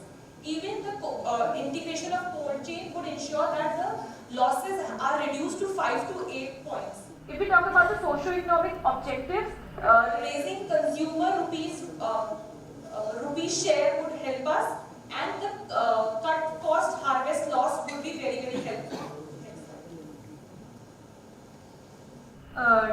For our methods, we have done some framework analysis to analyze them, starting with the SWOT analysis, where starting with the strengths, they have a large AE base, building the farmers' trust, and they have the digital portal, as mentioned, which they are using for monitoring. Then talking about the weaknesses, they lack at the structured procurement, and their logistics infrastructure is weak. And they also have limited AE training, which needs to be considered. Talking about the opportunities again, we have an opportunity in the rural area for digital penetration, and the governments are also pushing the FPOs, which is the Farmers Producer Organization. Also, the premium buyers are increasing their demand. For the threats, they do face threats of climate variability, perishability, price volatility, and again, competing middlemen that exist. Also, now next framework is the SCORE model, where we have seen that to plan the produce, they can use an AE app which can forecast demand. To source the raw materials, they can pool their procurement, which again is the bulk buying, reducing their input cost. To make the products, they can use AE-driven grading system, packaging and quality system before dispatch, so that more trust is built by the buyers. Then to deliver, they can use the route optimization and cold chain partnerships to reduce their losses. And finally, for returns, they can use digital claims and refund mechanism. Through borders value chain, we analyze the activities starting from input to storage to logistics to marketing and finally to sales. We also understood about the leakages that were happening there from higher input cost to wastage at logistics stage and the middleman margins. We also mapped where AEs can create value to the system by aggregation and increasing the buyer access. Then we analyze the through pestle model. Politically, government are supporting FPOs and digital agri markets. Economically, 80% of the GDP is around agriculture, but the farmer share is still low. Socially, the farmers' dependence on the middlemen is quite high, and technologically, 488 million internet users are from rural areas. Legally, there are agriculture policies which are favoring farmers, and environmental, there are quite high losses happening due to the post-harvest losses. So here's the roadmap that we have planned, starting from the phase 1, which is the foundation and pilot phase, which will last from 0 to 6 months. Here we have we have done this in 3 districts where we have pooled 300 AEs, and we are targeting 30,000 farmers. This is to basically finalize the anchor vendors and set up collection centers. In the second phase, we are planning to increase the number and integrate some social and political organizations to come and make a private and public integration together so that smaller farmers could be helped. In the third phase, we are again increasing the farmers' AEs to 30,000, and then we are also integrating insurance policies for the farmers. Next, here we have done some data analysis. So, according to the current scenario, what farmers are receiving are approximately 35%, but after we include the AE model, it will increase to approximately 47%, as you can see, and the losses will reduce from approximately 15% from 22%. This will also reduce the middleman's share, benefiting the farmers. Also, for the digitization, we can see that the rural internet users have been exponentially rising from 2016, as the data suggests. In the input cost saving graph, we can also see that even a 3 to 6% reduction in input cost saves at 4,500 to 9,000, which is annually unlocking 270 crore profit.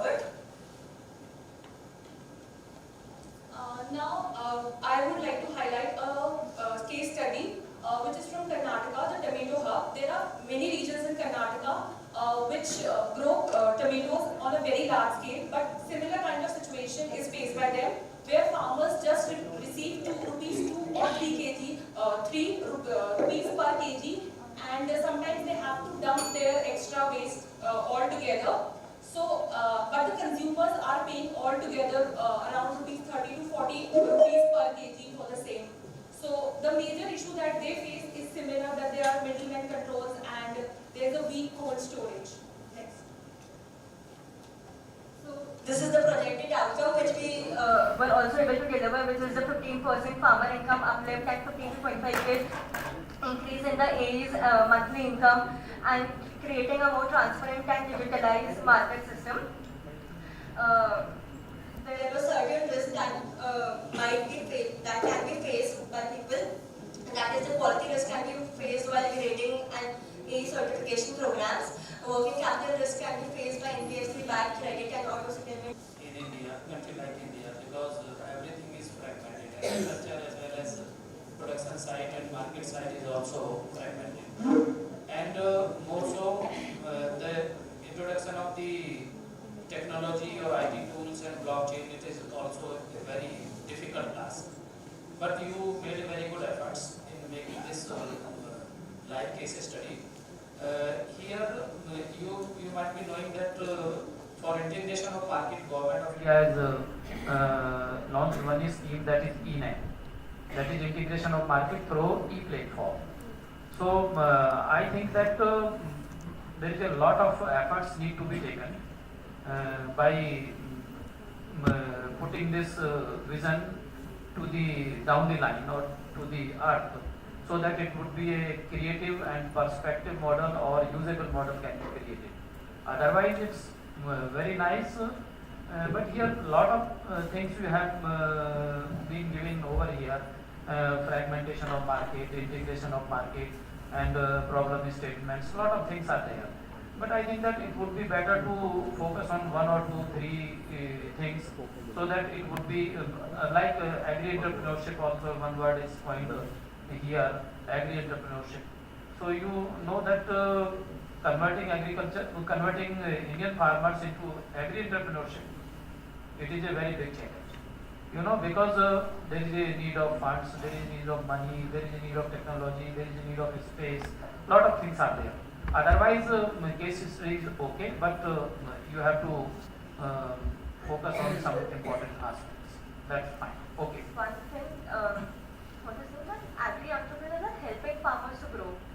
So we are not converting the farmers into agri-entrepreneurs, but we are converting agri-entrepreneurs into full market finders, so that they can have a better understanding and we can train them for farmers' benefit. Okay.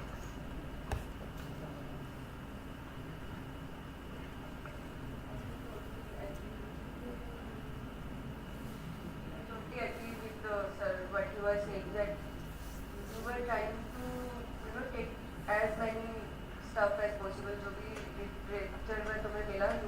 included everything in your PPT. So it's better that you should have focused on 1 or 2 things. And when we take the literature from that, they are generalized problems. But when we focus in agriculture, we are talking about the agripreneurs, and that too for a small and marginal farmers basically. So focus diverted from that literature, and that thing was missing in this. And there were some loopholes also that also came due to your literature review. Like in one case, we are trying to help farmers to market directly. In second slide, you are telling that middleman का भी थोड़ा कम करोगे. So and then maybe in future these farmers have to pay some to the agripreneurs also. अगर तुम्हारे work time से चले तो. So we have to see all those things also. We are trying to help them so that they can get maximum prices, maximum remunerative prices from consumers' money. So we have to focus on those things actually. And secondly, there's also a literature loophole when we talk about that use of digitalization has been increased in rural India and all. So it's the use of mobile phones only. It's not that they are using it, like for example E-NIAM also. It was launched in 2016, but still if you go to the rural India, people don't know about E-NIAM. They are not able to use that app. user friendly and all, they are separate things. But using a mobile phone and then using it for the purpose you are mentioning, they are totally different. So when we compare the data, it's like 90% and 20% who use it for such things. We have to keep all these points and then focus particularly how we can welfare the small and marginal farmers. So that is why we bring in these areas. Because that will help in hand holding for the starting positions, because since they are not aware, and these people would be trained specifically so that they would know how to communicate these things to the farmers. So that is what we plan. So they would help them to understand how they are benefiting them, because definitely convincing the farmers to come from traditional to this modern approach would definitely be a task. That we completely agree. So these would be the people who would be communicating with the farmers that this is for their benefit and this is how it works. We are not getting that what was your idea, but it should be more focused.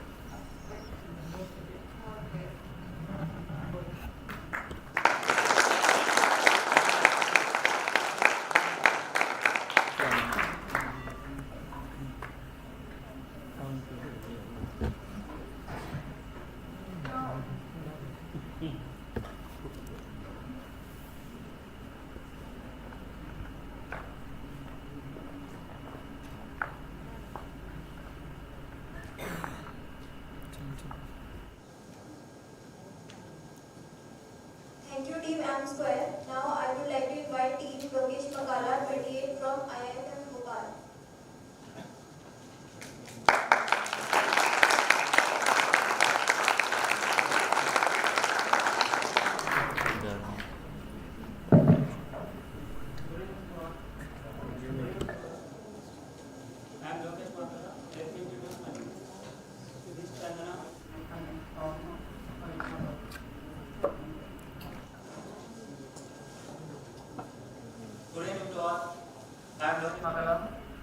Let me introduce my team, C.C.S NIAM and C.S Pvt.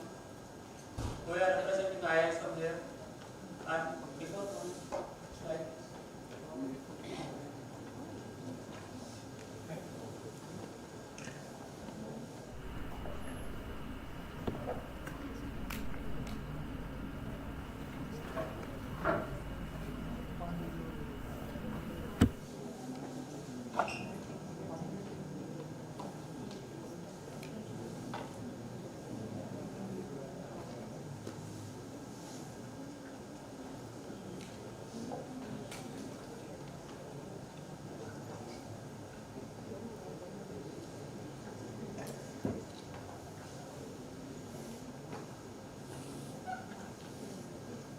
Before coming to our plan, let's see about the reality.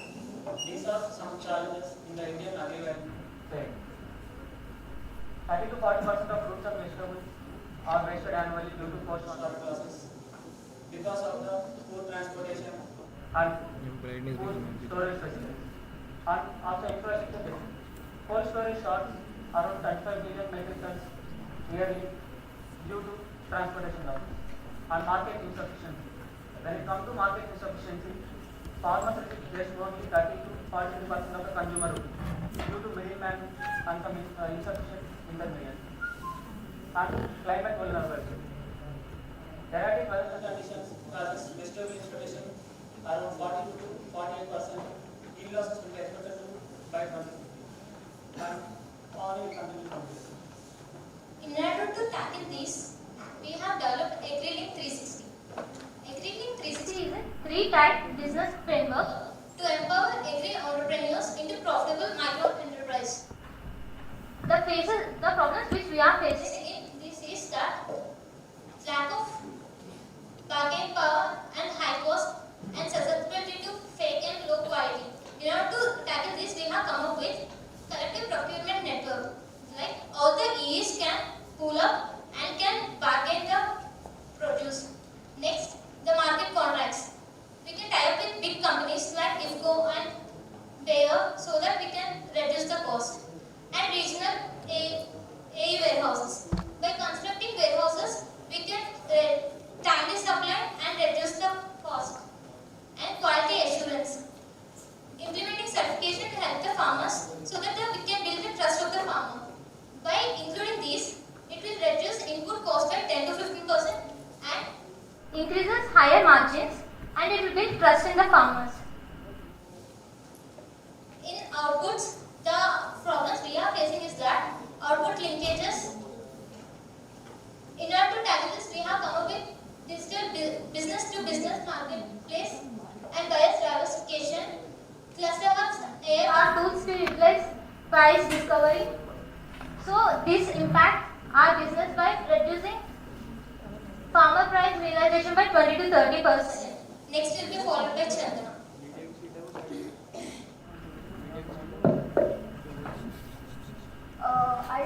I just want to tell about pillars of executing 360-degree strategy. Why? I mean, what pillars it has built? What are the what kind of solutions it is really going to solve. Collective input procurement hub. As in the first slide, Pavni has told, with collaborations, it can partner with manufacturers for 10 to 15%, which will reduce the, which gives lower cost for farmers. AIs act as regional retailers. Digital ecosystem for aggregated output. B2B digital marketplace for AIs to aggregate produce. AI for price forecasting and traceability. As my previous team has also mentioned, for AI for price forecasting and traceability, which could help farmers on a real-time level. Shared logistics and cold chain infrastructure. Because India is having to be honest, India is having comparatively very poor supply chain. Because of that, where post-harvest losses are comparatively quite high. If we can develop good infrastructure and logistics, if we can develop logistics and cold chain infrastructure, it would be really helpful. Financial inclusions and data-driven services. AE credit score using transactional data, partnerships for working capital, insurance and analytics. These kind of credit scores can really boost the AEs so that they could perform even more better. Trainings and incentives. Regular business, quality and tech trainings for AEs, performance-linked incentives can really do better. This is a business model and viability, like what are the different kinds of revenue streams that can be developed by using this Advik 360. 2 to 5% commission on sales, 2 to 3% fee plus AE retail margins. This has been taken approximation by existing app data, logistics and infra pay-per-use charges. If we are taking some cold chain, they can use as pay-per-use charges. And data insight subscription from buyers or suppliers, and their projections. What could be the next 3 to 5 years projection plan? How we gonna project our project and its viability and national synergy. Like by integrating different government schemes along with this NGO, it can be really viable on a long time. PM KSP Sampada supports cold chain and infrastructure projects, Operation Green Stability Supply and infrastructure for key crops, Agriculture Infrastructure Fund and PM Gati Shakti. Builds logistics, connectivity and rural linkages. And this is why our conversion business model is very reliable, viable, and it is on a long term, it is scalable and transformational and sustainable. These are the things which could be we want to convey by using our model. How can it be? It will be helpful.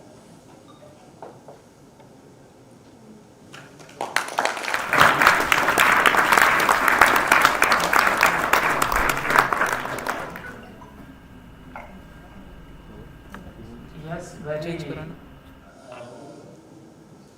promising thought process you generate in your mind, but it is I think it is very difficult to formalize this because that 360 is created by you.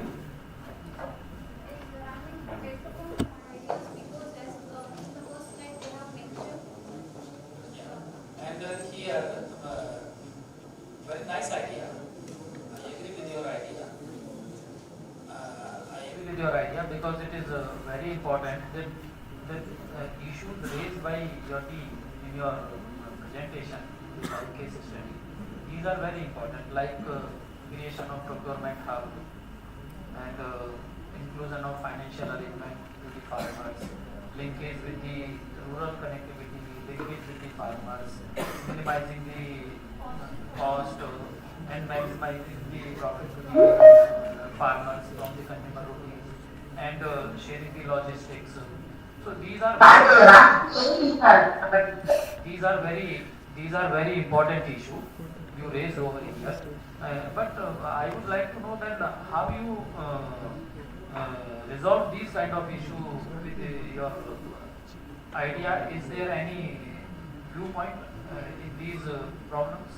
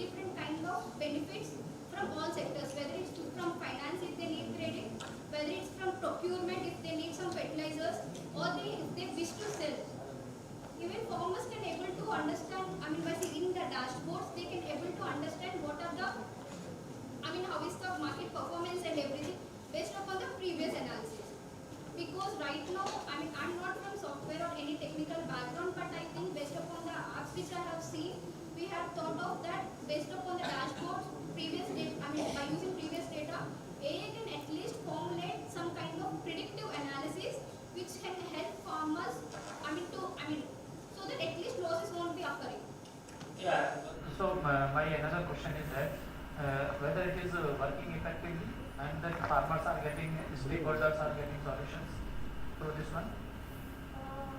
On a long term they can, so because right now when it comes to farmers, we are... I think that it is at primary stage. Yes. You are nurturing that idea. But it is very good idea. Because such kind of solutions definitely ease the life of the farmers. Whether it is providing the incentives on the crop production, providing the technology and the knowledge to the farmers, providing market linkage to the farmers so that he would be able to sell their produce in a nearby market and create such kind of hub so that he would be able to collect the material at one procurement point. So these are very important.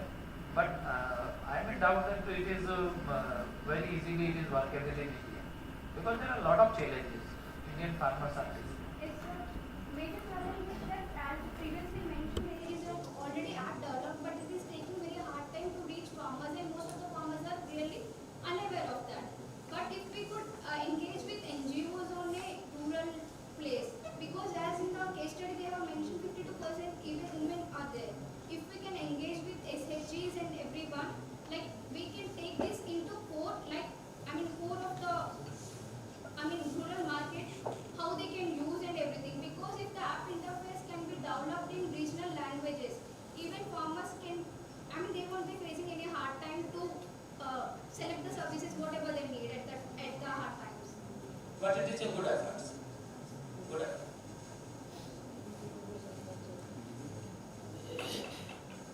I think sir was right. The words were good, but it's all about it all comes in the end. It all comes to are our farmers ready for this? Like we as a students from 5-6 years, when IR 4.0 came, now IR 5.0 also come.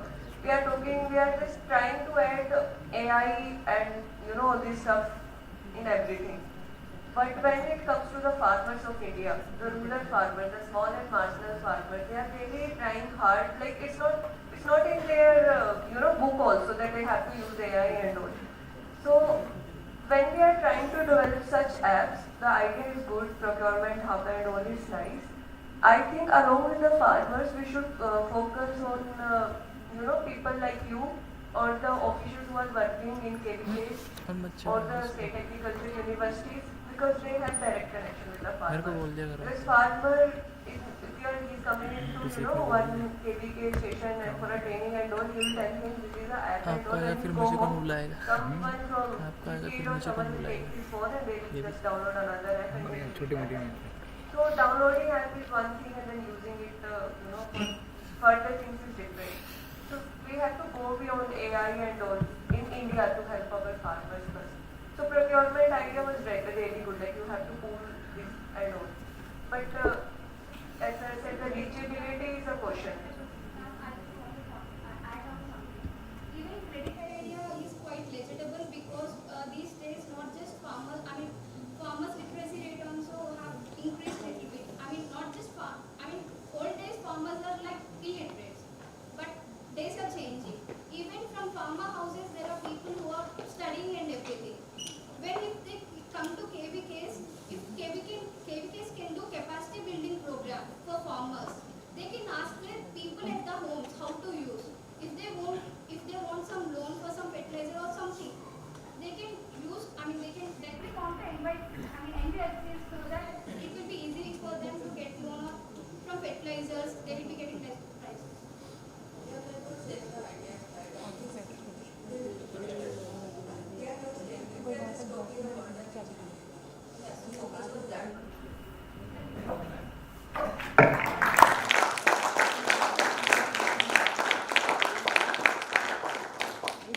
Good job, team. So now we have team rangers from Bamnicom who will join us online. We have Mr. Sheikh Riaz and Ms. Pavitra from Bamnicom.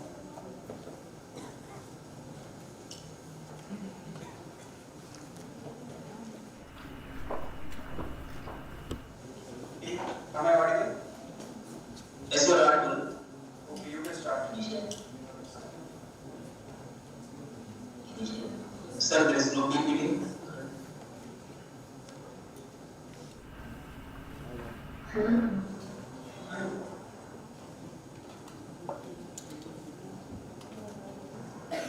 Good evening, sir. Sir, I am audible? Yes, you are audible. Yes, sir. Yes, sir. Good evening, sir. We are team rangers. Today we will present our solution AEM 360-degree. It's a competitive model to connect farmers, markets, and profits. Our idea is simple: strengthen the missing links in the AEM model to make both farmers and agri-entrepreneurs truly sustainable. Now let me introduce about the company overview. It is an XYZ NGO. It is established in the year 2000. Works to improve the livelihoods of both small and marginal farmers in India. Their core strategy is building a network of agri-entrepreneurs AEs at the village level. Each AE serves 100 to 150 farmers, managing an economic value of around 1 to 1.5 crores. Their impact so far is around they are having around 23 plus agri-entrepreneurs across 13 states. They are serving around 2.3 million farmers. Their strong focus is on women participation. That there are around 52% AE segments, which count to approximately 11,960 plus women are there, and they are supported by a digital monitoring system. The core problem that we have identified in the case is now there are around 23,000 trained agri-entrepreneurs AEs across the country, but there is one big gap. The linkages are very few. On the input side, they don't have a formal bulk linkage with the companies. So they buy from small dealers at high prices, and farmer pay more for the fertilizers, and then the agri-entrepreneurs then very low margin. And on the output side, they sell the crops to the ad hoc projects or local traders, which means there are no stable contracts with the large buyers like the supermarkets as well as the processors, and also through Reliance Retail, Star Hyperpure markets. Now my team member will discuss the possible solutions.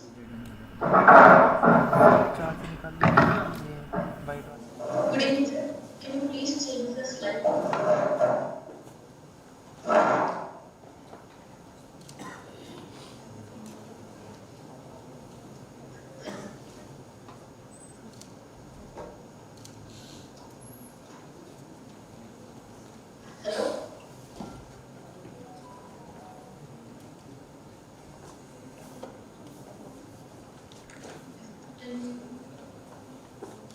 Yeah.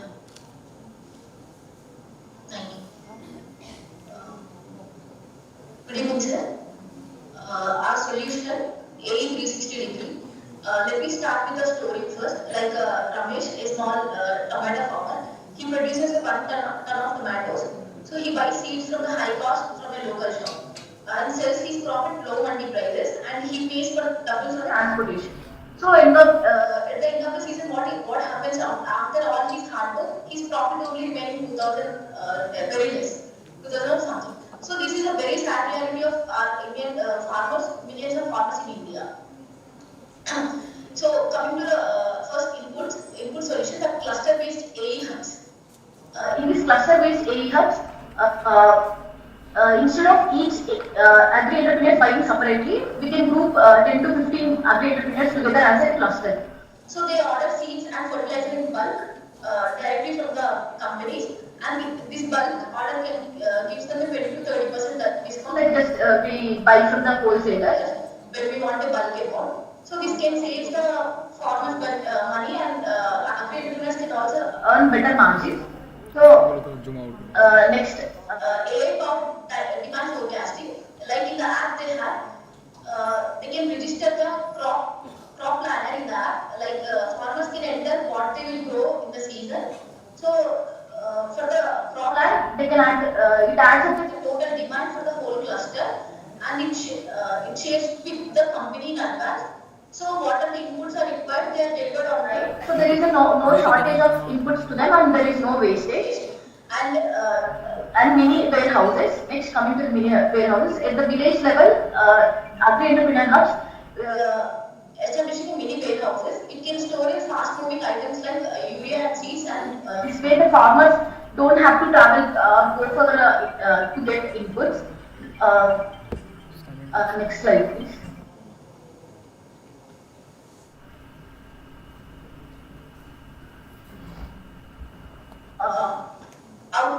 Output side, the solution. The problem is like selling the produce is a very big challenge right now for the farmers. Like you sell in the mandi with no guarantee of the price.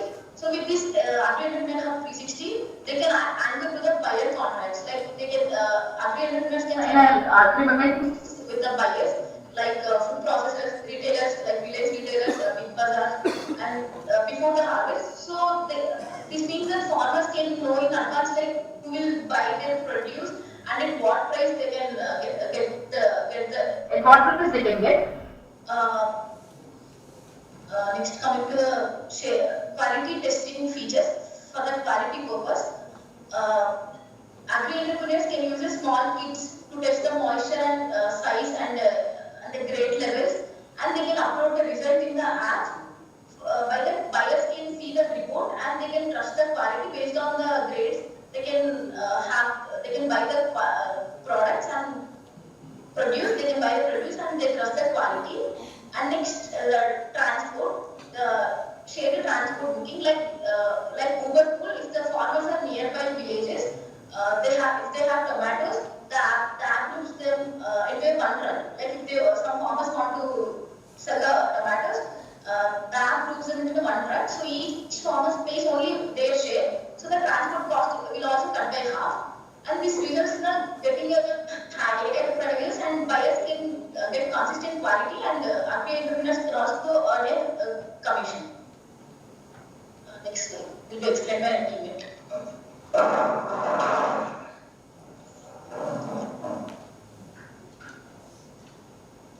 And then coming to next slide, sir, there are some value addition and then crossing at the village level.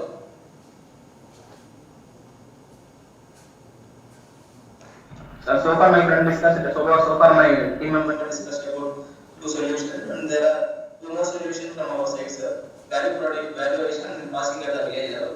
Sir, instead of selling those raw crops, agri-entrepreneurs can set some small crossing unit with NGO and government support.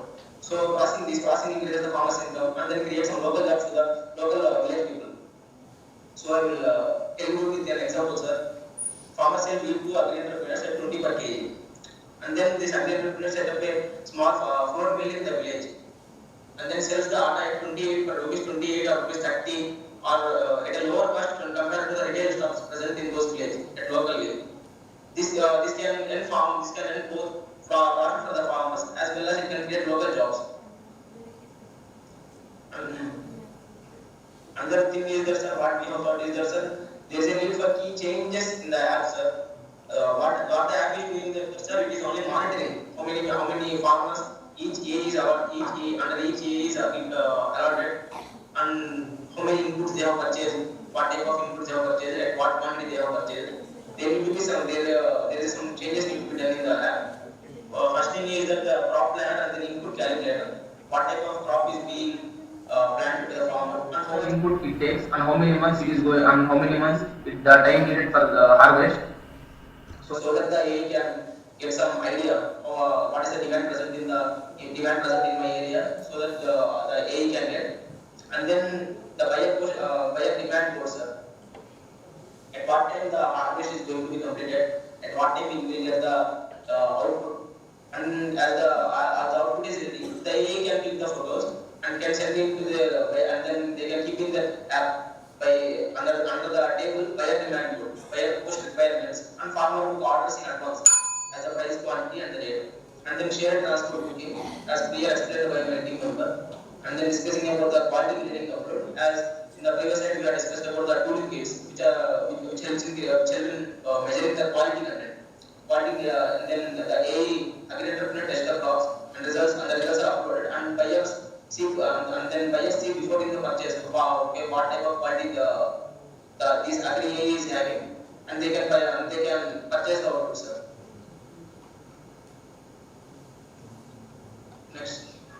Next slide.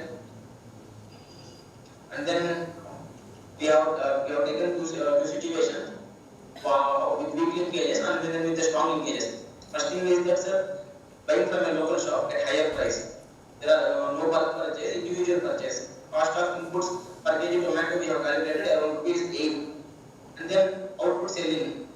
Farmer harvest around 1000 kg, and then agricultural sell in local mandi with no long-term buyers. Price he get is around ₹12 per kg. Low because quality not graded, and then there will be no negotiation power as he is selling individually. And the transport cost he have to be we have calculated around ₹2 per kg, and the total earnings will be around 12,000 for the selling price, and then his total cost will be 10,000. So he is earning a net income of only 2,000. And the import system with the strong linkages.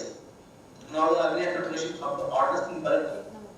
What are the inputs that are needed for their farmers, around 100 to 150 farmers, and then they can get around 20% cheaper rate.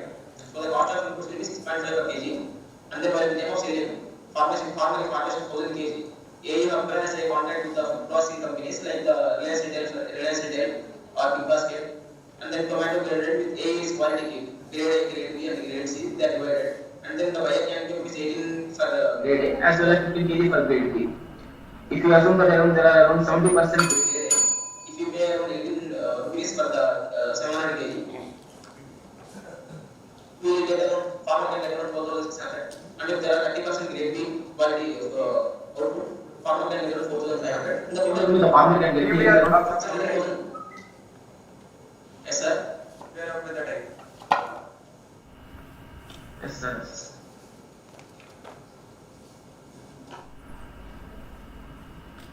Any questions? Yeah, actually, yes, sir. Very nice idea. Yes, sir. Lot of things you have included in your life case study. Yes, Lot of things, Mr. Niyaz, you included in your life case study. Yes, sir. But my worries is that if it has happened at the ground level, then definitely that agriculture would be the most lucrative place. As you know that there is a lot of things are going parallelly, especially in the agriculture side. You made a very good idea in your presentation, that is cluster hub based A hub should be there, and direct delivery would be there, connecting with the logistics support is there, and the digital marketing is there. There are a lot of things you made it in your presentation, and pooled input system. As you know that you might be knowing that in the rural areas of India, most of the farmers are there farmers are using their own tractors or some local transport system to collect the input from the market. Pooling all these, definitely it will minimize the cost of the cultivation and cost of the transportation. But it is very difficult. In every village that farmers are using their own system or ideas. You know that India is a country of diverse. Every state there is some different systems are working, especially in agriculture. Marketing systems are different, pooling systems are different, habits are different, geographical areas are different, cultivation are different. There are a lot of things are going on together. But I think that whatever is your thought process, it is good. It is happened at the ground level, and if it is converted into the reality, then definitely it will very helpful to the farmers. So keep on working on these kind of ideas. This is good. Thank you. Thank you very much. Thank you.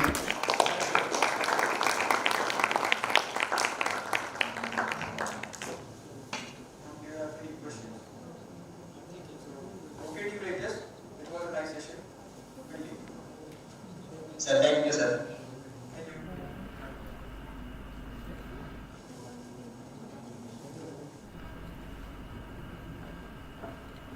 So now it's time for Team Olam from C.C.S NIAM. Please welcome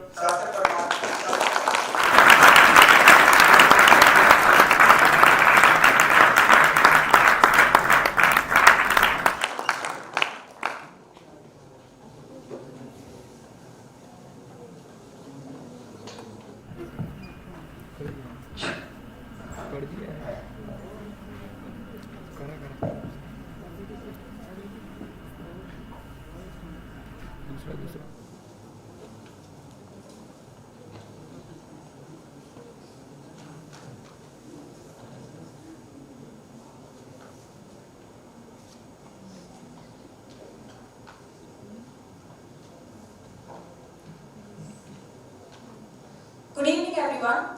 I am Sagarika Nag. And I am Sarthak Parmar. And we are Team Olam. Today we are presenting our live case study. So this case study revolves around agri-entrepreneur model of XYZ organization, non-profit organization, who have a strong network of 23,000 farmers who are impacting the lives of 2.3 million farmers. So what XYZ is basically doing, XYZ has a model which is dedicatedly working to uplift the livelihoods of small and marginal farmers by giving trainings to AEs, that is agri-entrepreneurs, who are one-stop solution for farmers. But this promising model has four major challenges. So one is efficient input sourcing. Because of fragmented buying, the cost of input is more, and that is why farmers face difficulties. Then fragmented value chain. So we need to solve this problem. Unreliable market access. So there is not a strong and constant market base. In the case study, there are ad hoc and project-based market access. So that is what farmers are facing difficulties. Then there are underutilized technology. So this XYZ is having an app, but this is not optimized properly. So we need to work on that as well. So that brings us to our problem statement. How can we strengthen the AE ecosystem through aggregating input, providing reliable market access, strong technology, and a sustainable financial model? So AE ecosystem. So there are 21 plus archetypes which they are working on. Some are here listed. AE is responsible for providing quality inputs, then market linkages, credit linkages, and also providing improved technology and advisory, crop advisory. Then coming to SWOT analysis. So this company is having a clear strength, that is they are already having a proven model, scale and reach model, because they are impacting the lives of 2.3 million farmers. So this is a strength. Then also the opportunities, coming to opportunities, they are already having digital infrastructure and strategic partners. But there is a weakness, that is weak logistics and fragmented supply chain. And third is farmer trust risk, because this AE model works well, but they are in a very basic level, and farmers farmers sometimes find it difficult to trust agri-entrepreneurs. That is a threat to us, and also supplier dominance. Now for solving the first issue of the input, we are implementing the enterprise resource planning software that is called ERPs. It will solve our 4 issues, that the order placing, the order aggregation, it will optimize the logistics, it will help us forward partnerships with the MOUs. In the first, the order placing, the A's can use the centralized app to place their orders, and it will help us to gather all the data and it will be stored at a central location. Then all the orders will be aggregated on a volumetric basis in the region wise. And third is the optimized logistics. All the data can be used for the supply chain planning and the planning of the vehicles, and it will result in lowering the cost. The fourth is the formal partnership. We can use this data to directly collaborate with the ERP-based companies and sign the MOUs with them, and it will cut the intermediaries to reduce cost, and it will guarantee the quality. So now coming to the problem of last mile supply chain. So this is a very huge issue. So what we are doing, we are working on 2 different things: supply forecasting and logistics efficiency. So for supply forecasting, we'll first have to, through ERP model only, we'll be having historical data, then analytics through which we can understand where our product needs to be there at what time. So this product mismatching will not happen, supply mismatching will not happen through the ERP model. And then a forward contract. So we will price set prior pricing with contracts, with forward contracts, and then quality compliance alerts. So in our app, which is integrated with ERP, there will be feedback options as well through WhatsApp chatbot. So if a buyer is not satisfied with the quality, through WhatsApp chatbot, he can provide the feedback and we'll get it in our app. And in that way, we can assure what our agri-entrepreneurs are doing, and we can monitor them and we can maintain our quality. Then coming to logistic efficiency, digital tracking through GPS system definitely. Then we will also hire LRPs, that is local resource person, to make sure that physically make sure that the last mile supply chain is not getting disturbed. Then route optimization by ERP. So by fixing the routes, we will cut down costing on logistics. Then cluster-based aggregation centers and shared infrastructure models. So what will happen in shared infrastructure model is A's will collaborate together and we will have shared infrastructure. This will reduce the costing of storage. Now solving the issues on the output side, we will implement the ERPs, and the existing framework, the software framework of the organization is not completely efficient to track all the things. This our solution will be deeply integrated and solve all the problems the organizations face, like traceability, completely monitoring the functioning of the AEs. At first, we get the three tables: the input archetype, the AE app and ERP, and the output archetype. The AE app is functioning, is acting as a bridge between the two. For the input side, the app has all the things to track from the sources and the price, from where the AEs will be purchasing the goods, at what price and what quality they are getting, in what category they are doing. Everything, the buying analysis, it will provide, and on the selling thing, it will provide the STP and the SWOT analysis. It will categorize the customers on the basis of the small and the marginal, and same it will offer the market share overview. And on the output side, it will do for the commodities. It will take care of the markets. It will get all the data of the mandis. It will do the quality logistics. It will compare the prices, the local and the premium prices, the supply chain. It will connect the farmer A and the buyer, and it will again apply the STP, and it will show the profitability by the category. And the app will have all the details. And the second thing is the traceability. How we are integrating the blockchain in the app, and how it will help to give more transparency and traceability for the organization. As you can see, the input supply and the aggregator is connected by the blockchain with the market buyer and the end consumer. Blockchain is the center, it's the immutable, verifiable digital logger, and this data will be available to all the employees of the organization. It will offer the benefits, it will offer the real-time quality and the pricing data, and it will show that how much of the produce is uploaded and is traceable on the blockchain. Now, here is the AE performance dashboard. It's just a symbolizing that how the software will look on the screen if it's made, and it has all the infographics, all the data, and at the same time the AE can track everything he needs to. He can even track his real-time performance. Now, what it will give benefits to the XYZ company. It will provide the better training. It will help to develop the continuous training modules. It will enhance the farmer connect, and it will help diversify the knowledge. Now for the AEs, it will give strategic insights. It will help track their performance. It will give market linkage. It will help with risk management. It will help them in decision making.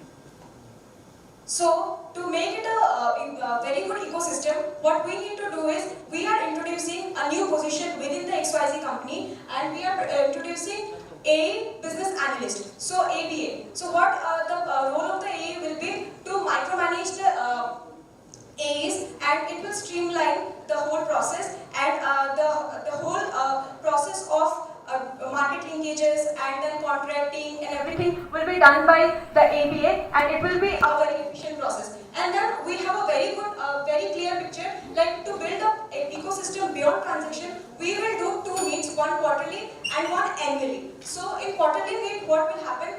It will be in online mode, all the stakeholders will be onboarded, and there will be discussion on further next quarter, what will happen, and then training on ERP, and how A needs to use that, and then live Q&A. And then in the annual one, rewards and recognitions will be there to motivate A's to work better, and then training on public speaking and all will also happen. Coming to the last blueprint for scalability, so we have a 2-year plan. We have divided it into 6 months duration. So at first, we will train our A's, then we will onboard, we will recruit ABS, and we will also partner with 2 to 3 anchor buyers. On the next phase, we will roll out supply forecasting system, we will work on pilot buyers, and we will also establish aggregation, cluster aggregation for better logistics. In the third phase, we will introduce digital traceability and alerts, quality alerts for feedback, and we will also expand A cluster under each ABA for smooth functioning. And at last phase, we will monitor the performance of A's on the basis of profitability, on the basis of farmers' income, and on the basis of buyers' satisfaction. So that is how we are planning to do it. Thank you very much.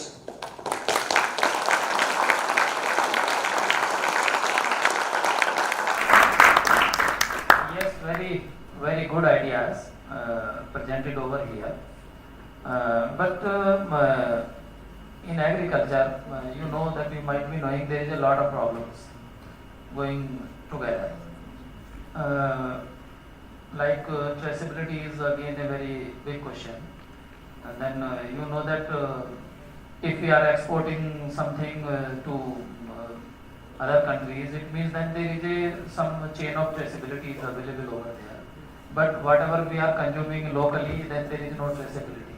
So it is a big question, then how we can make it out and how we can do it practically at the ground level.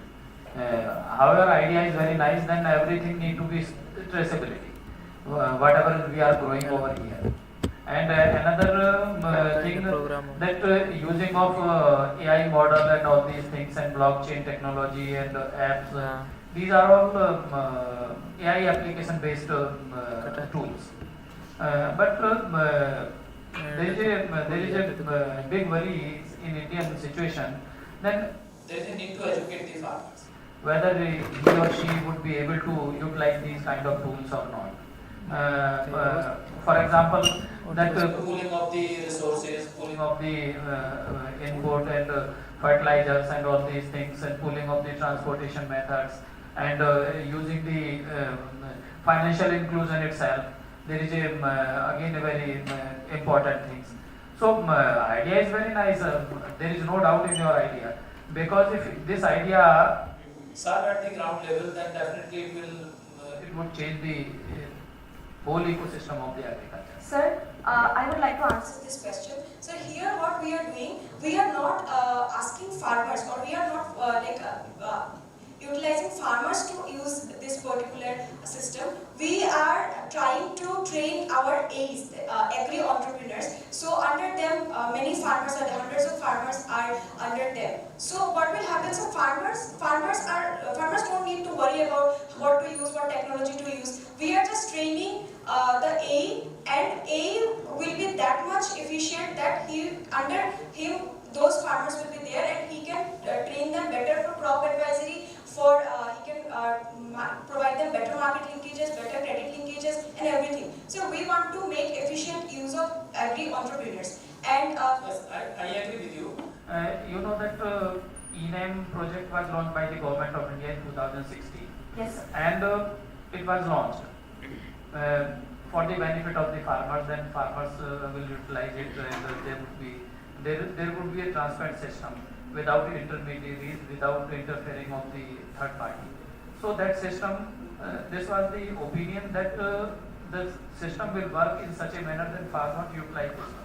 But still, there is a big gap, because farmers are not utilizing that system, except some states, they are using it.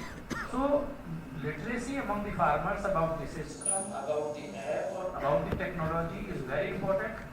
If you train the people at the market level, the government of India trained the people at the market level, but still the farmers are taking the help from the mediators. How we can go for the opening of the price and dealing with the price, how we can quote our, how we can load our product, how we can check the quality product through the quality parameters. They are taking still the help from the mediators. So my question is that the education to the farmers, whatever we are inclusion is going on at the technology level, this is very important to train the farmers. I agree with you that AE is working, trained AEs are working, but every time AEs cannot handle it, because it is very important to farmers come forward. My question. Sir, at regular intervals, the AEs who are handling a group of farmers, they will conduct the training sessions, they will conduct the seminars, and they will train the farmers. And this whole model was that the company did not have the exact data, the whole data for the AE. This model is providing the company the data in which the company can better monitor the performance of the AEs. The basic thing was that. And the AEs and the company can provide the solution to the AEs, and AEs can work better on the ground with the farmers. In this way, the AEs can link the farmers with the company and this thing, sir. Okay, thank you. thank you, sir. Hi, I have a question. Am I audible?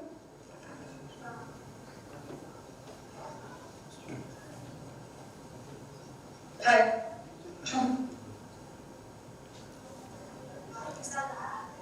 Am I audible? Yes, ma'am. Yeah, okay. So, yeah, the whole case study is very beautifully explained by you both. But, yeah, please go to third slide. Here, yes. So, I please present third slide.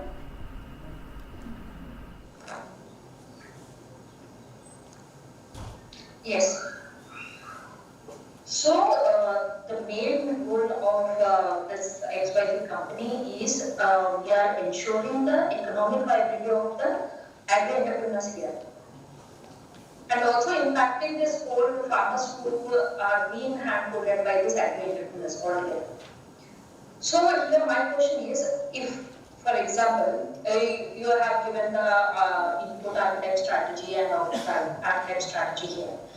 But what if we are trying to push an entire new ecosystem into this digital part, and we are setting up a business here. Already, this XYZ company is already into marketplace and socially it is all available. And there are the farmers who are agri-entrepreneurs who are already using this ecosystem very well. And what if we are introducing a new platform to them where they need to buy or buy the products like input or output? Okay, so for a small scale business architects. So how can we implement this strategy to that part?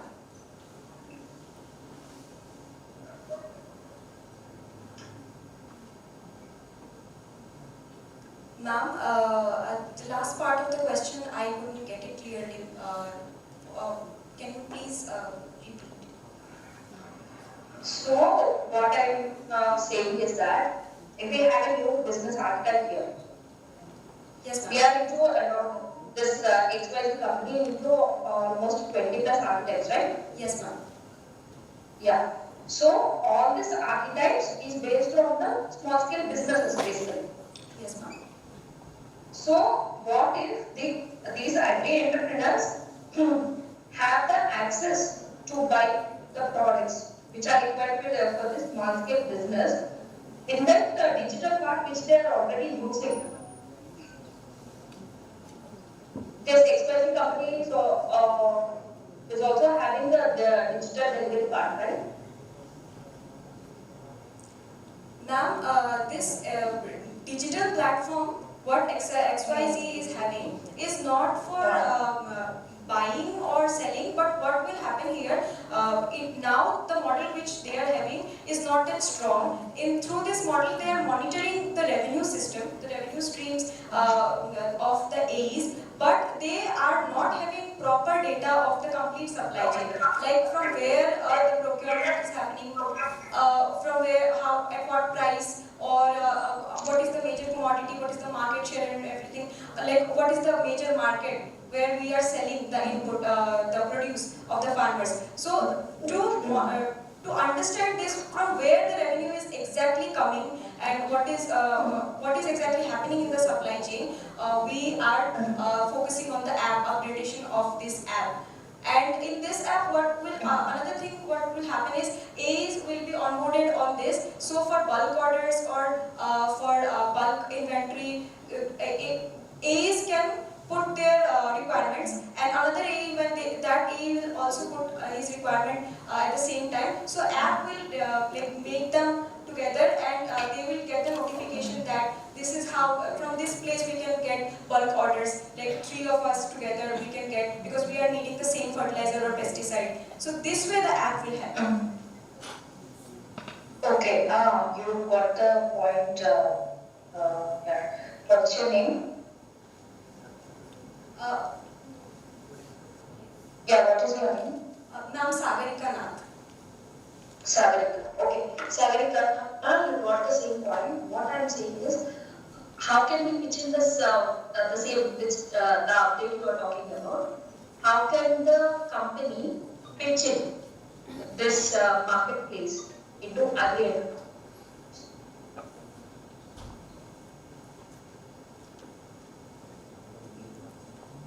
Ma'am, is it like how company is pitching itself in the market, in front of the buyers?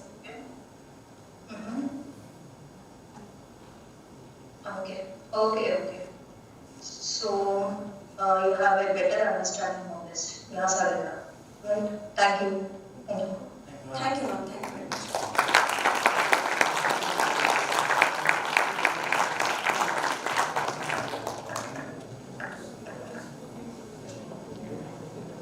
Vendor team.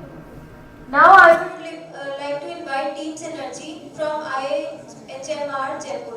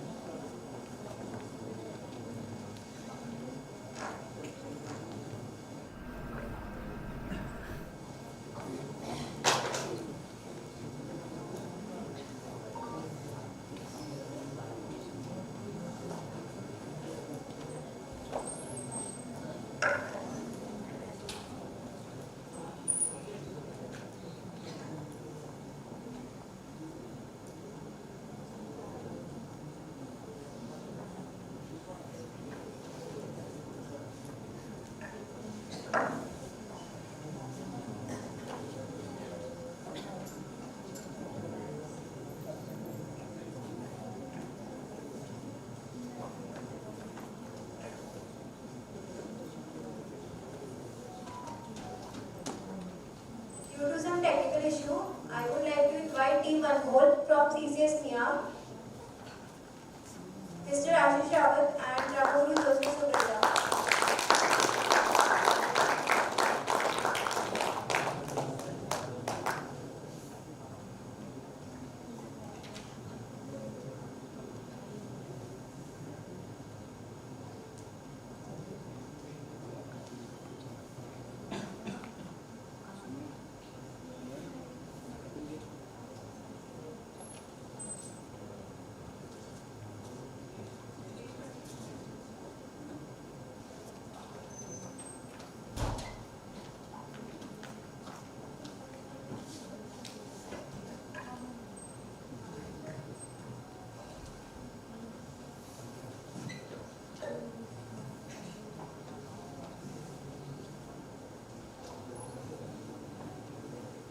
Good evening everyone, we are Team Unfold. I am Ramaguru Joshna Subrata. And I am Ashish Rawat.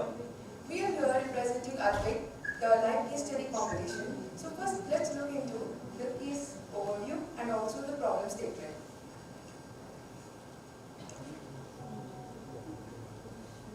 So first of all, XYZ is a non-profit organization dedicated to improving the economy and the livelihood of small and marginal farmers. So basically its core strategy is involving agri-entrepreneurs, which are the one-time solution for the farmers.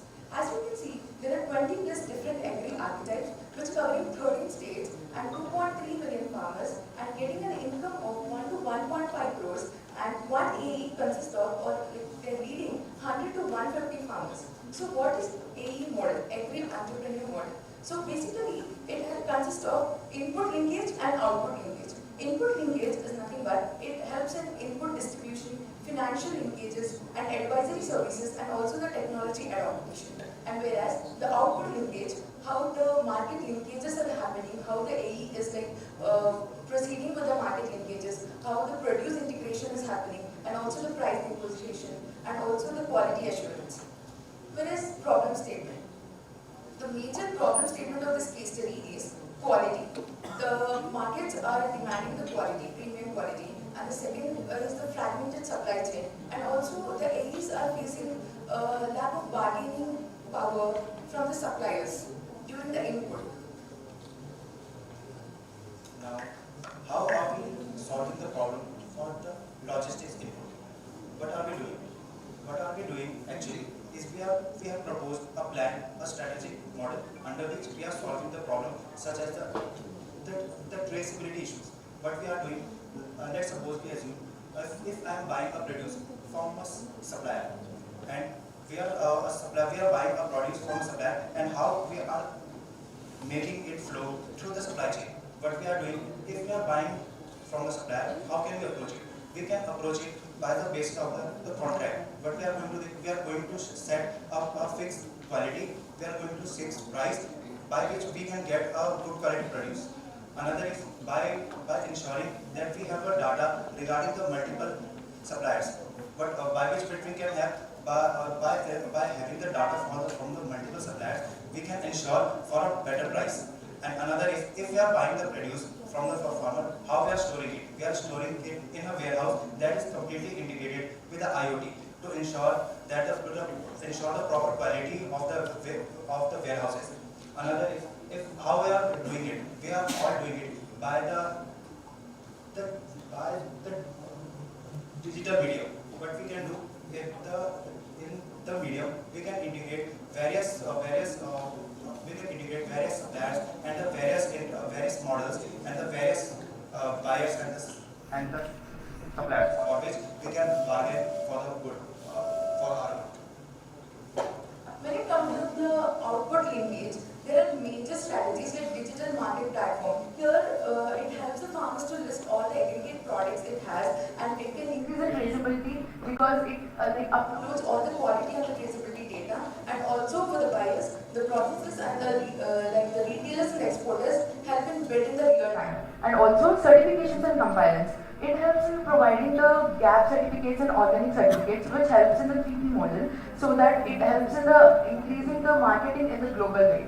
And also the quality traceability systems. We are trying to put the QR codes, which helps not only to the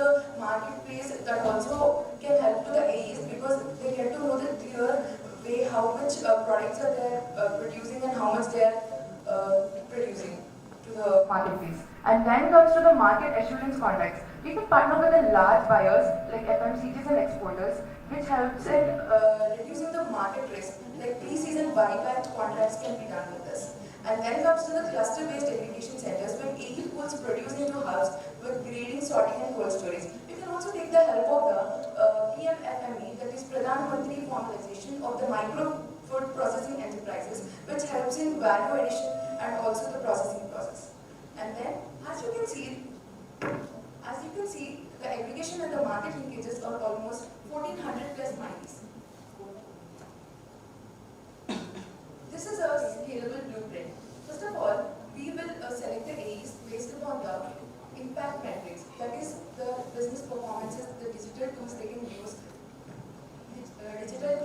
use, and the marketing tools, how they will apply, and then training. We will provide training by the scientists in the process of the state agriculture universities for 1 month, so that they develop in marketing skills and also to the technical skills. And as there is a loophole of the AEs in bargaining skills with the suppliers, we can also initiate the skills of price negotiation and the buyer-seller linkage creations, and how to use the mobile apps and also the AE portal for the monitoring. And then comes the mentorship. We will assign one mentor to the one district that helps in the agri experts that are agri experts, and also helps in monitoring the agri entrepreneurs for more traceability, and also helps in training for every 6 months. And then comes to the inspection. The mentors make sure to visit each tessel for the 30 days and guide the AEs. This helps in the transparency of the agri entrepreneurs. Now, how we are going to implement our strategy? For the implementation of strategy, we are going to do it by the parts. We are going to do in 2 parts, by the short term and the long term. For the short term basis, let's take the example for the AEs. What we are going to do, we are going to integrate AEs with the nearest markets, the agricultural markets, so that they can build a contract and they can build a connection between the buyers, so that they can negotiate for a better price. In the long term basis, we can integrate them to the other national modules, other various modules that are integrated nationally to train them. For the next, for another, like the warehousing and the inventory. For the short term basis, we can introduce the 2 or 3 AE model, under which there will be both the 3 or 4 A's will be connected to each other by a medium, by this medium. If a single A needs some kind of good in his area, he can ask for another A.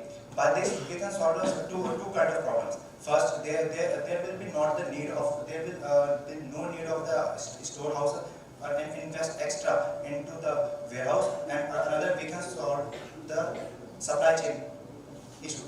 Another is the procurement of the good. The procurement of the good can be done by the electronic medium only. By the electronic medium, we can ensure that we are getting the price from the various markets, so we can check to the best price that we can assure. On the long term basis, we can introduce to a full national level integration supply chain. If we are going to the quality of the good, we are for the short term basis, we are planning to set up 2 mini grading units in the individual area. For the long term basis, the network of the 2 or 3 P's can be beneficial for the long term basis. For the partnership model, we are going to do the partnership and MOU with the various institutions for the access for the processing of our good. And for the long term basis, if we can create an AI consortium for the input, finance and the partnership. And as you see, there are agri archetypes. There are 20 plus of agri types. They are mentioned in the case study. So we have majorly segregated them into 4. That is output aggregator, input distributor, and climate smart farming promoter and agri processor. So what are output aggregators? They basically collect, grade, and store farm produces and from the multiple farmers, and they coordinate logistics from bulk transport to the buyers to the markets. This helps in the problem solving of fragmented supply, quality inconsistency, and logistics inconsistency, and also the input distributors. These procures and sell certified seeds and fertilizers and pesticides in the farm machinery, and these helps in maintaining inventory and ensures last mile delivery. And this solves the problems like limited access to the quality and also high input costs due to the fragmented procurement. What we are actually doing is we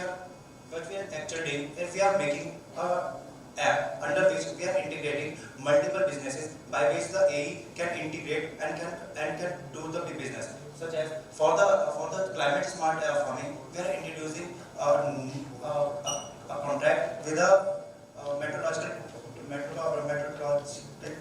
department of the India, by which AE can access the meteorological ways by which we can plan how is going to do his business and what is going to be the next plan. Another is the agri processor. Like if he can get the access to data to the price of the good, the initial price of the good, so he can make the good in the very low prices. In short, our basic plan ensures that we are integrating multiple business all in a single platform, where by which he can access multiple data by one, so that he can ensure a good business strategy and can help farmers to a good medium and can provide a good price. Whatever the solution you are pitching, it should consider this spread and their number. Okay. Second thing is the number of business architects. There are multiple business architects. There are 20 plus business architects in which A's are working. Second. Third is digital piece. How the digital piece should strategically connect with these entrepreneurs and benefit them in the business development. So regarding the last problem, what we are doing is we are actually integrating multiple businesses in the single platform. By integrating, let's suppose we are an architect want to indulge in a agri processing unit. So what we can do is we can provide him the data regarding the latest regarding the produce from where he can get the best prices. So if we are also introducing the E-NIAM facility, the online facility to purchase the good. By these two things, what he can do is that he can ensure that he is getting the best price for the good, and the second thing is he can also ensure that from where he can get the best good, and so regarding the another issue that it can solve is that it will ensure him that the quality of the good that he is buying is excellent.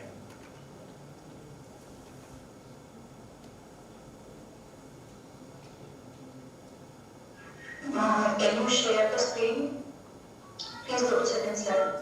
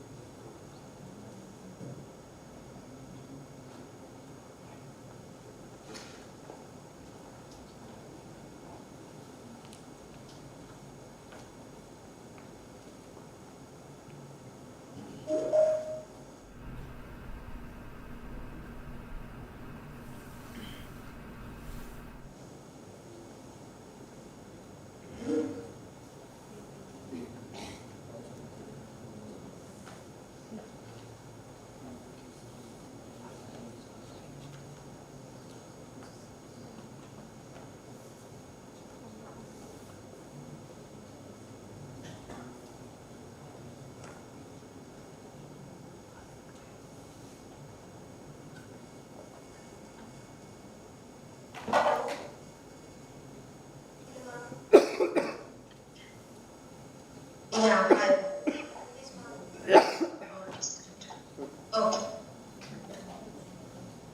Okay. So, what is Thursday?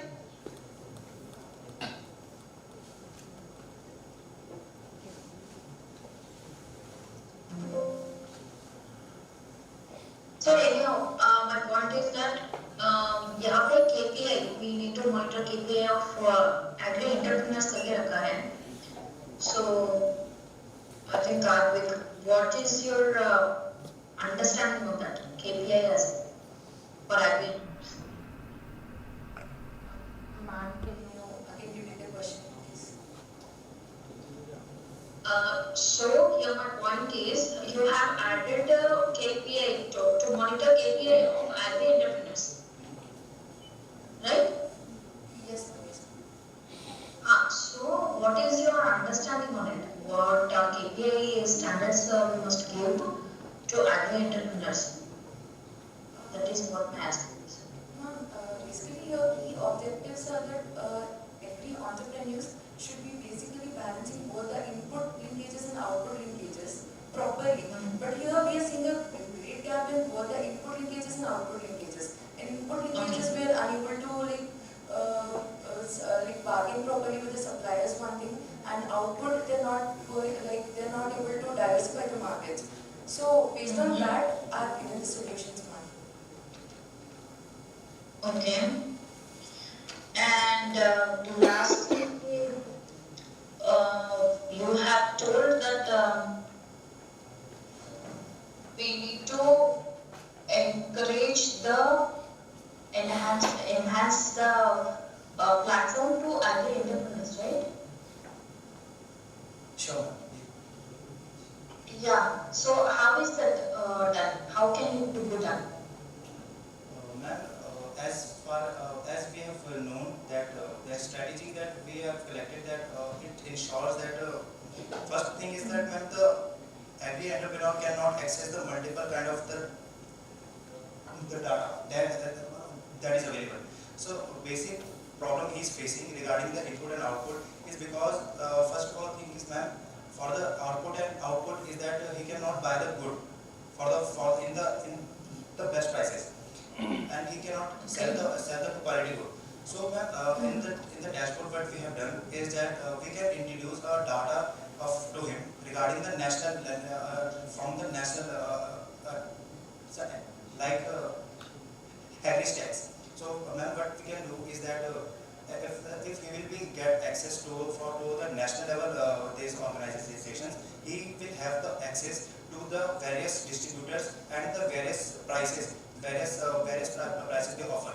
So ma'am, he can ensure a excellent price to the farmers, and he can ensure he can also ask for the excellent price from where he is sold in the good. Another is ma'am, like for the input we have as we have regarding the input issues. Regarding the input issues is one also thing ma'am, that what he is facing problem is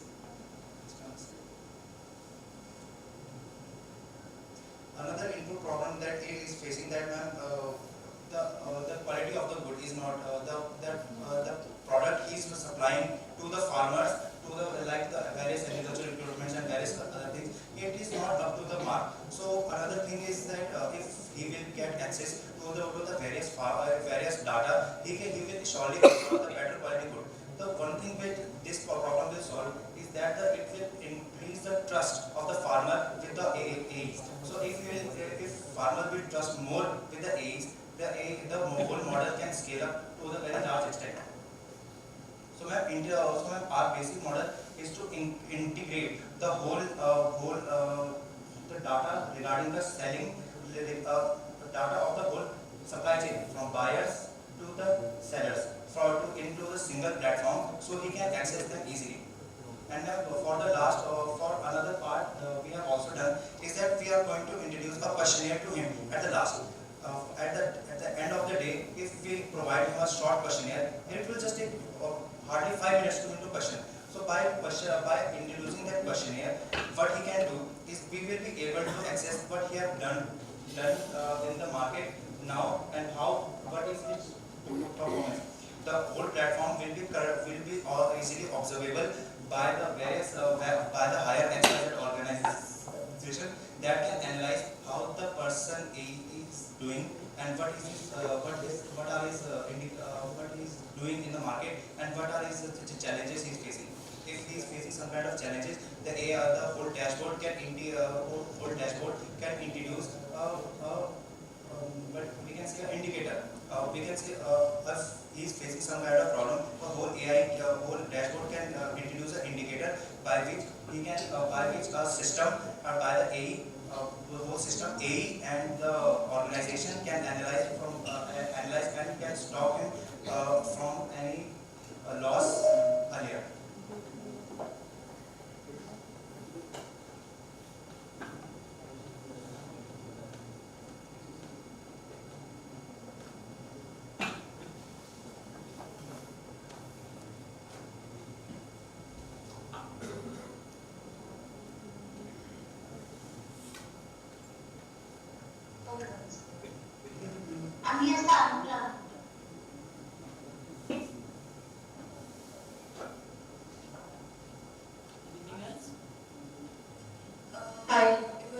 Presentation, but I feel that in your dashboard, one thing is missing.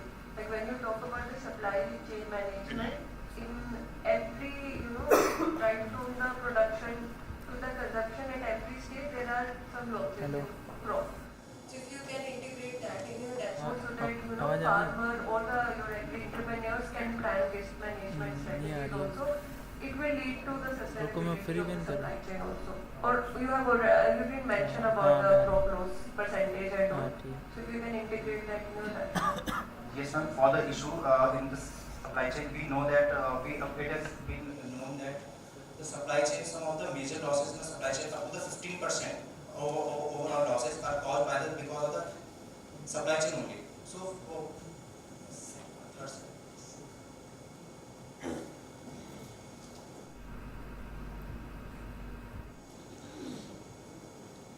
for the supply chain,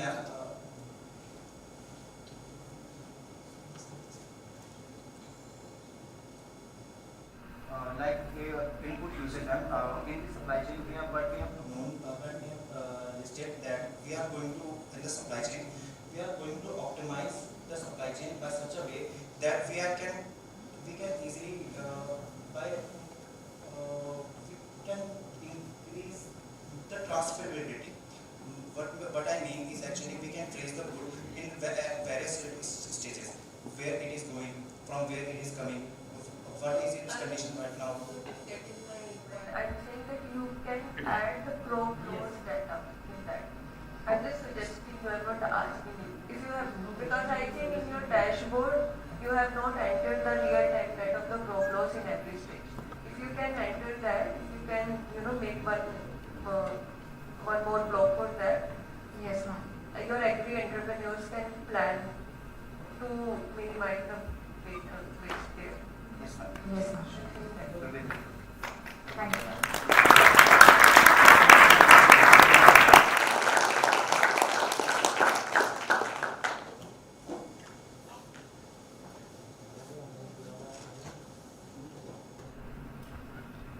It was a nice presentation, team. So, Team Synergy, are you ready now? Sure. So please welcome Team Synergy from IHM R Jaipur, Mr. Nikhil and Mr. Bhavesh Rajiv Parivar.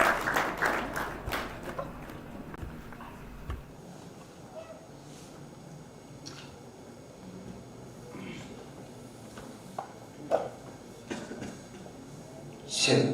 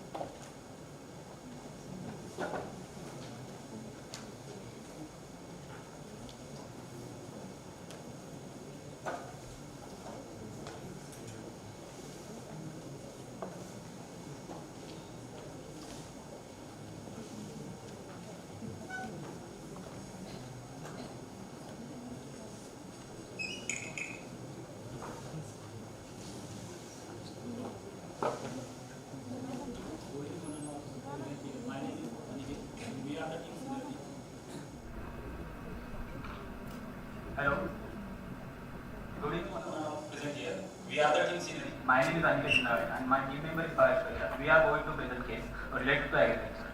Now, before deep diving into the case, we are going to focus on the agriculture market overview related to Indian market.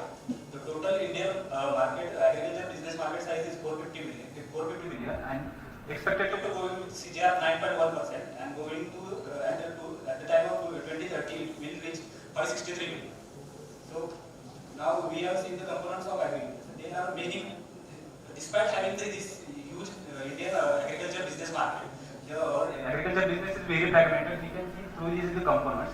From input providers to the consumers, there are 10 steps and they have to work in sync to get everything in proper shape, to get inputs as well as output that we can measure in our profits and revenue. So,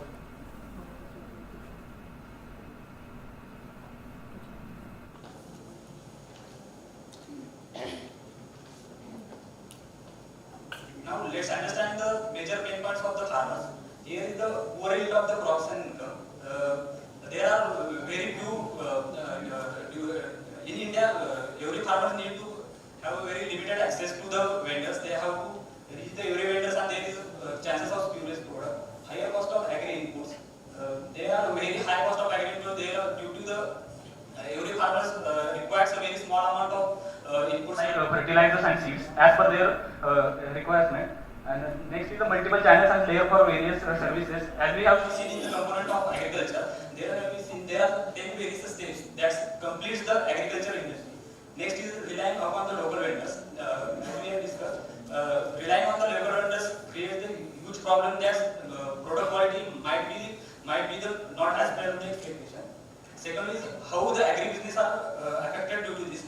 Less than 12% farmers have the access to the credit and insurance, where very less farmers have the knowledge about the credits and their insurance. Second is post-harvest loss for bulk buyers.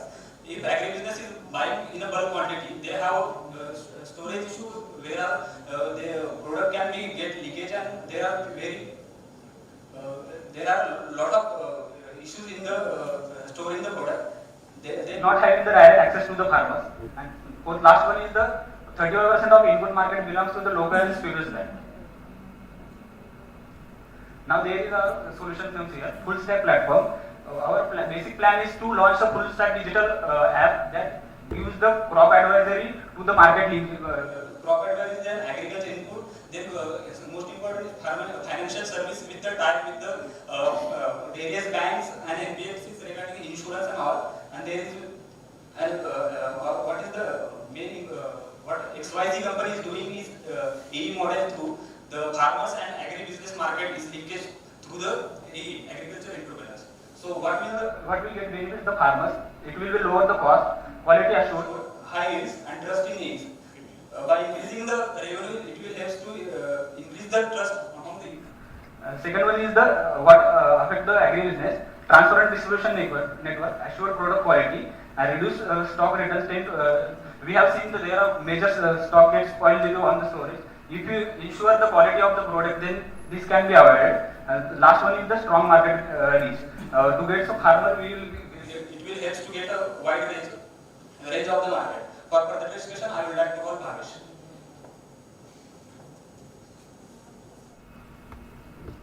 So till now we have seen a brief discussion of the solution. Now we will be discussing into more into detail. So our solution mainly focuses on solve three problems, that is access, transparency and efficiency. So our platform gives access to the farmers to the multiple marketplaces. It gives transparency to the farmers and also the market. It creates a transparent market. And it increases the efficiency due to digitalization of the whole platform. Then how will we solving? So we will be creating a whole platform where not only farmers can access the app, but it can also accept the app. And it will create a technology where the market can access the produce goods from the markets at a good price, and also farmers can sell their products at a better price. So till now we have 23,000 AE, that is agri entrepreneurs. We have 2.3 million plus active farmers around the network. We have 52% of the women in the network. So this is the supply chain net. We have a headquarter, that is the central. Then we have a AE hub. So in each AE hub will cater around 50 AE, and so it will target around 5,000 to 7.5,000 AE, and each AE will cater around 100 to 150 farmers. So it creates a revenue of around 1 to 1.5 crores. Then we have farmers. They will be linked to the AE. So where farmers can get the agri inputs like the seeds, fertilizers and the pesticides. They also have a market linkage of the farm produce, the farm implements. They will also have access to the insurance and the credit, where farmers can get an insurance of what they are producing, and also they can get a credit system where they can buy their seeds on the lease. And so these are the key features. That is, since our system is a simple network, it creates a village level reach. Like every farmer in the village can access AE, and AE can access AE hub, which ultimately creates a central process. We have a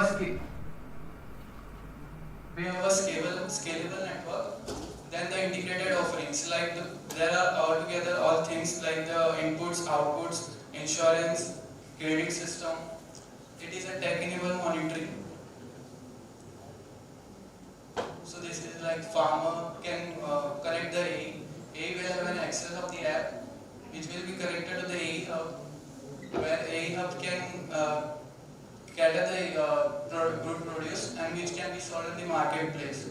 So we will be having a predictive business intelligence platform where we can monitor the individual farm health and crop. Then we will be having agri inputs plus insurance, like the farmers can access seeds, fertilizers, pesticides without insurance available. We will also have a financing services, like farmers will be having an inventory financing via the third parties and credit to purchase agri inputs. We will also have an auction platform where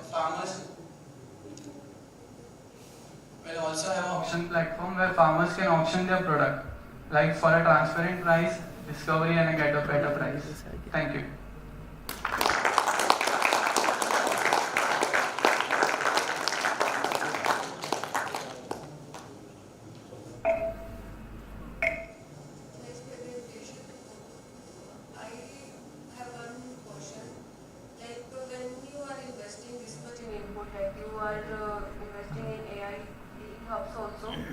Then you are sourcing financial services and other insurance services from third party.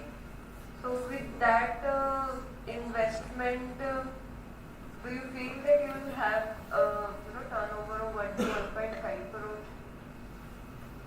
It is actually mentioned in the case, like current revenue that AE. Okay. So what's your input in that? Like if you are investing this much in initial input cost, like will you be able to have that benefit cost ratio greater than 1? I'm asking that. So it is like the AE, like they already making a lot of money by using commission and margin. And here, when the company will create the AE hubs, so this investment will not be only by the company. The AEs can also be a part of that, and the full investment can be done by the AE, and the company can just like in initial, like they can give a credit to the AE to create a AE hub in their network. So company has no deal in the investment in long term, like they will get a return.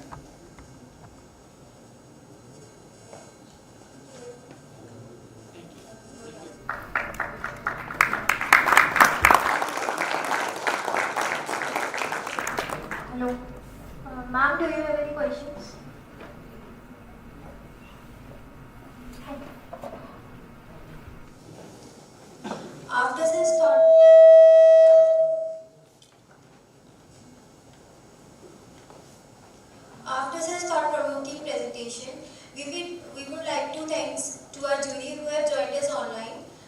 Manisha Beragi ma'am and Mr. Sangamesh Kodavalli sir, and members who have joined us offline, Mr. S.R. Singh sir and Ms. Sonali Kanoj ma'am.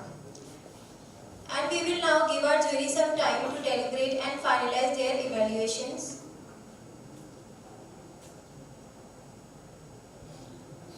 As per the schedule of AGROVON 2K25, the results of Advik, the live case study competition, will be officially announced at the end of day 2, along with the prize distribution ceremony. Till then, let's once again applaud all the participants for their outstanding efforts.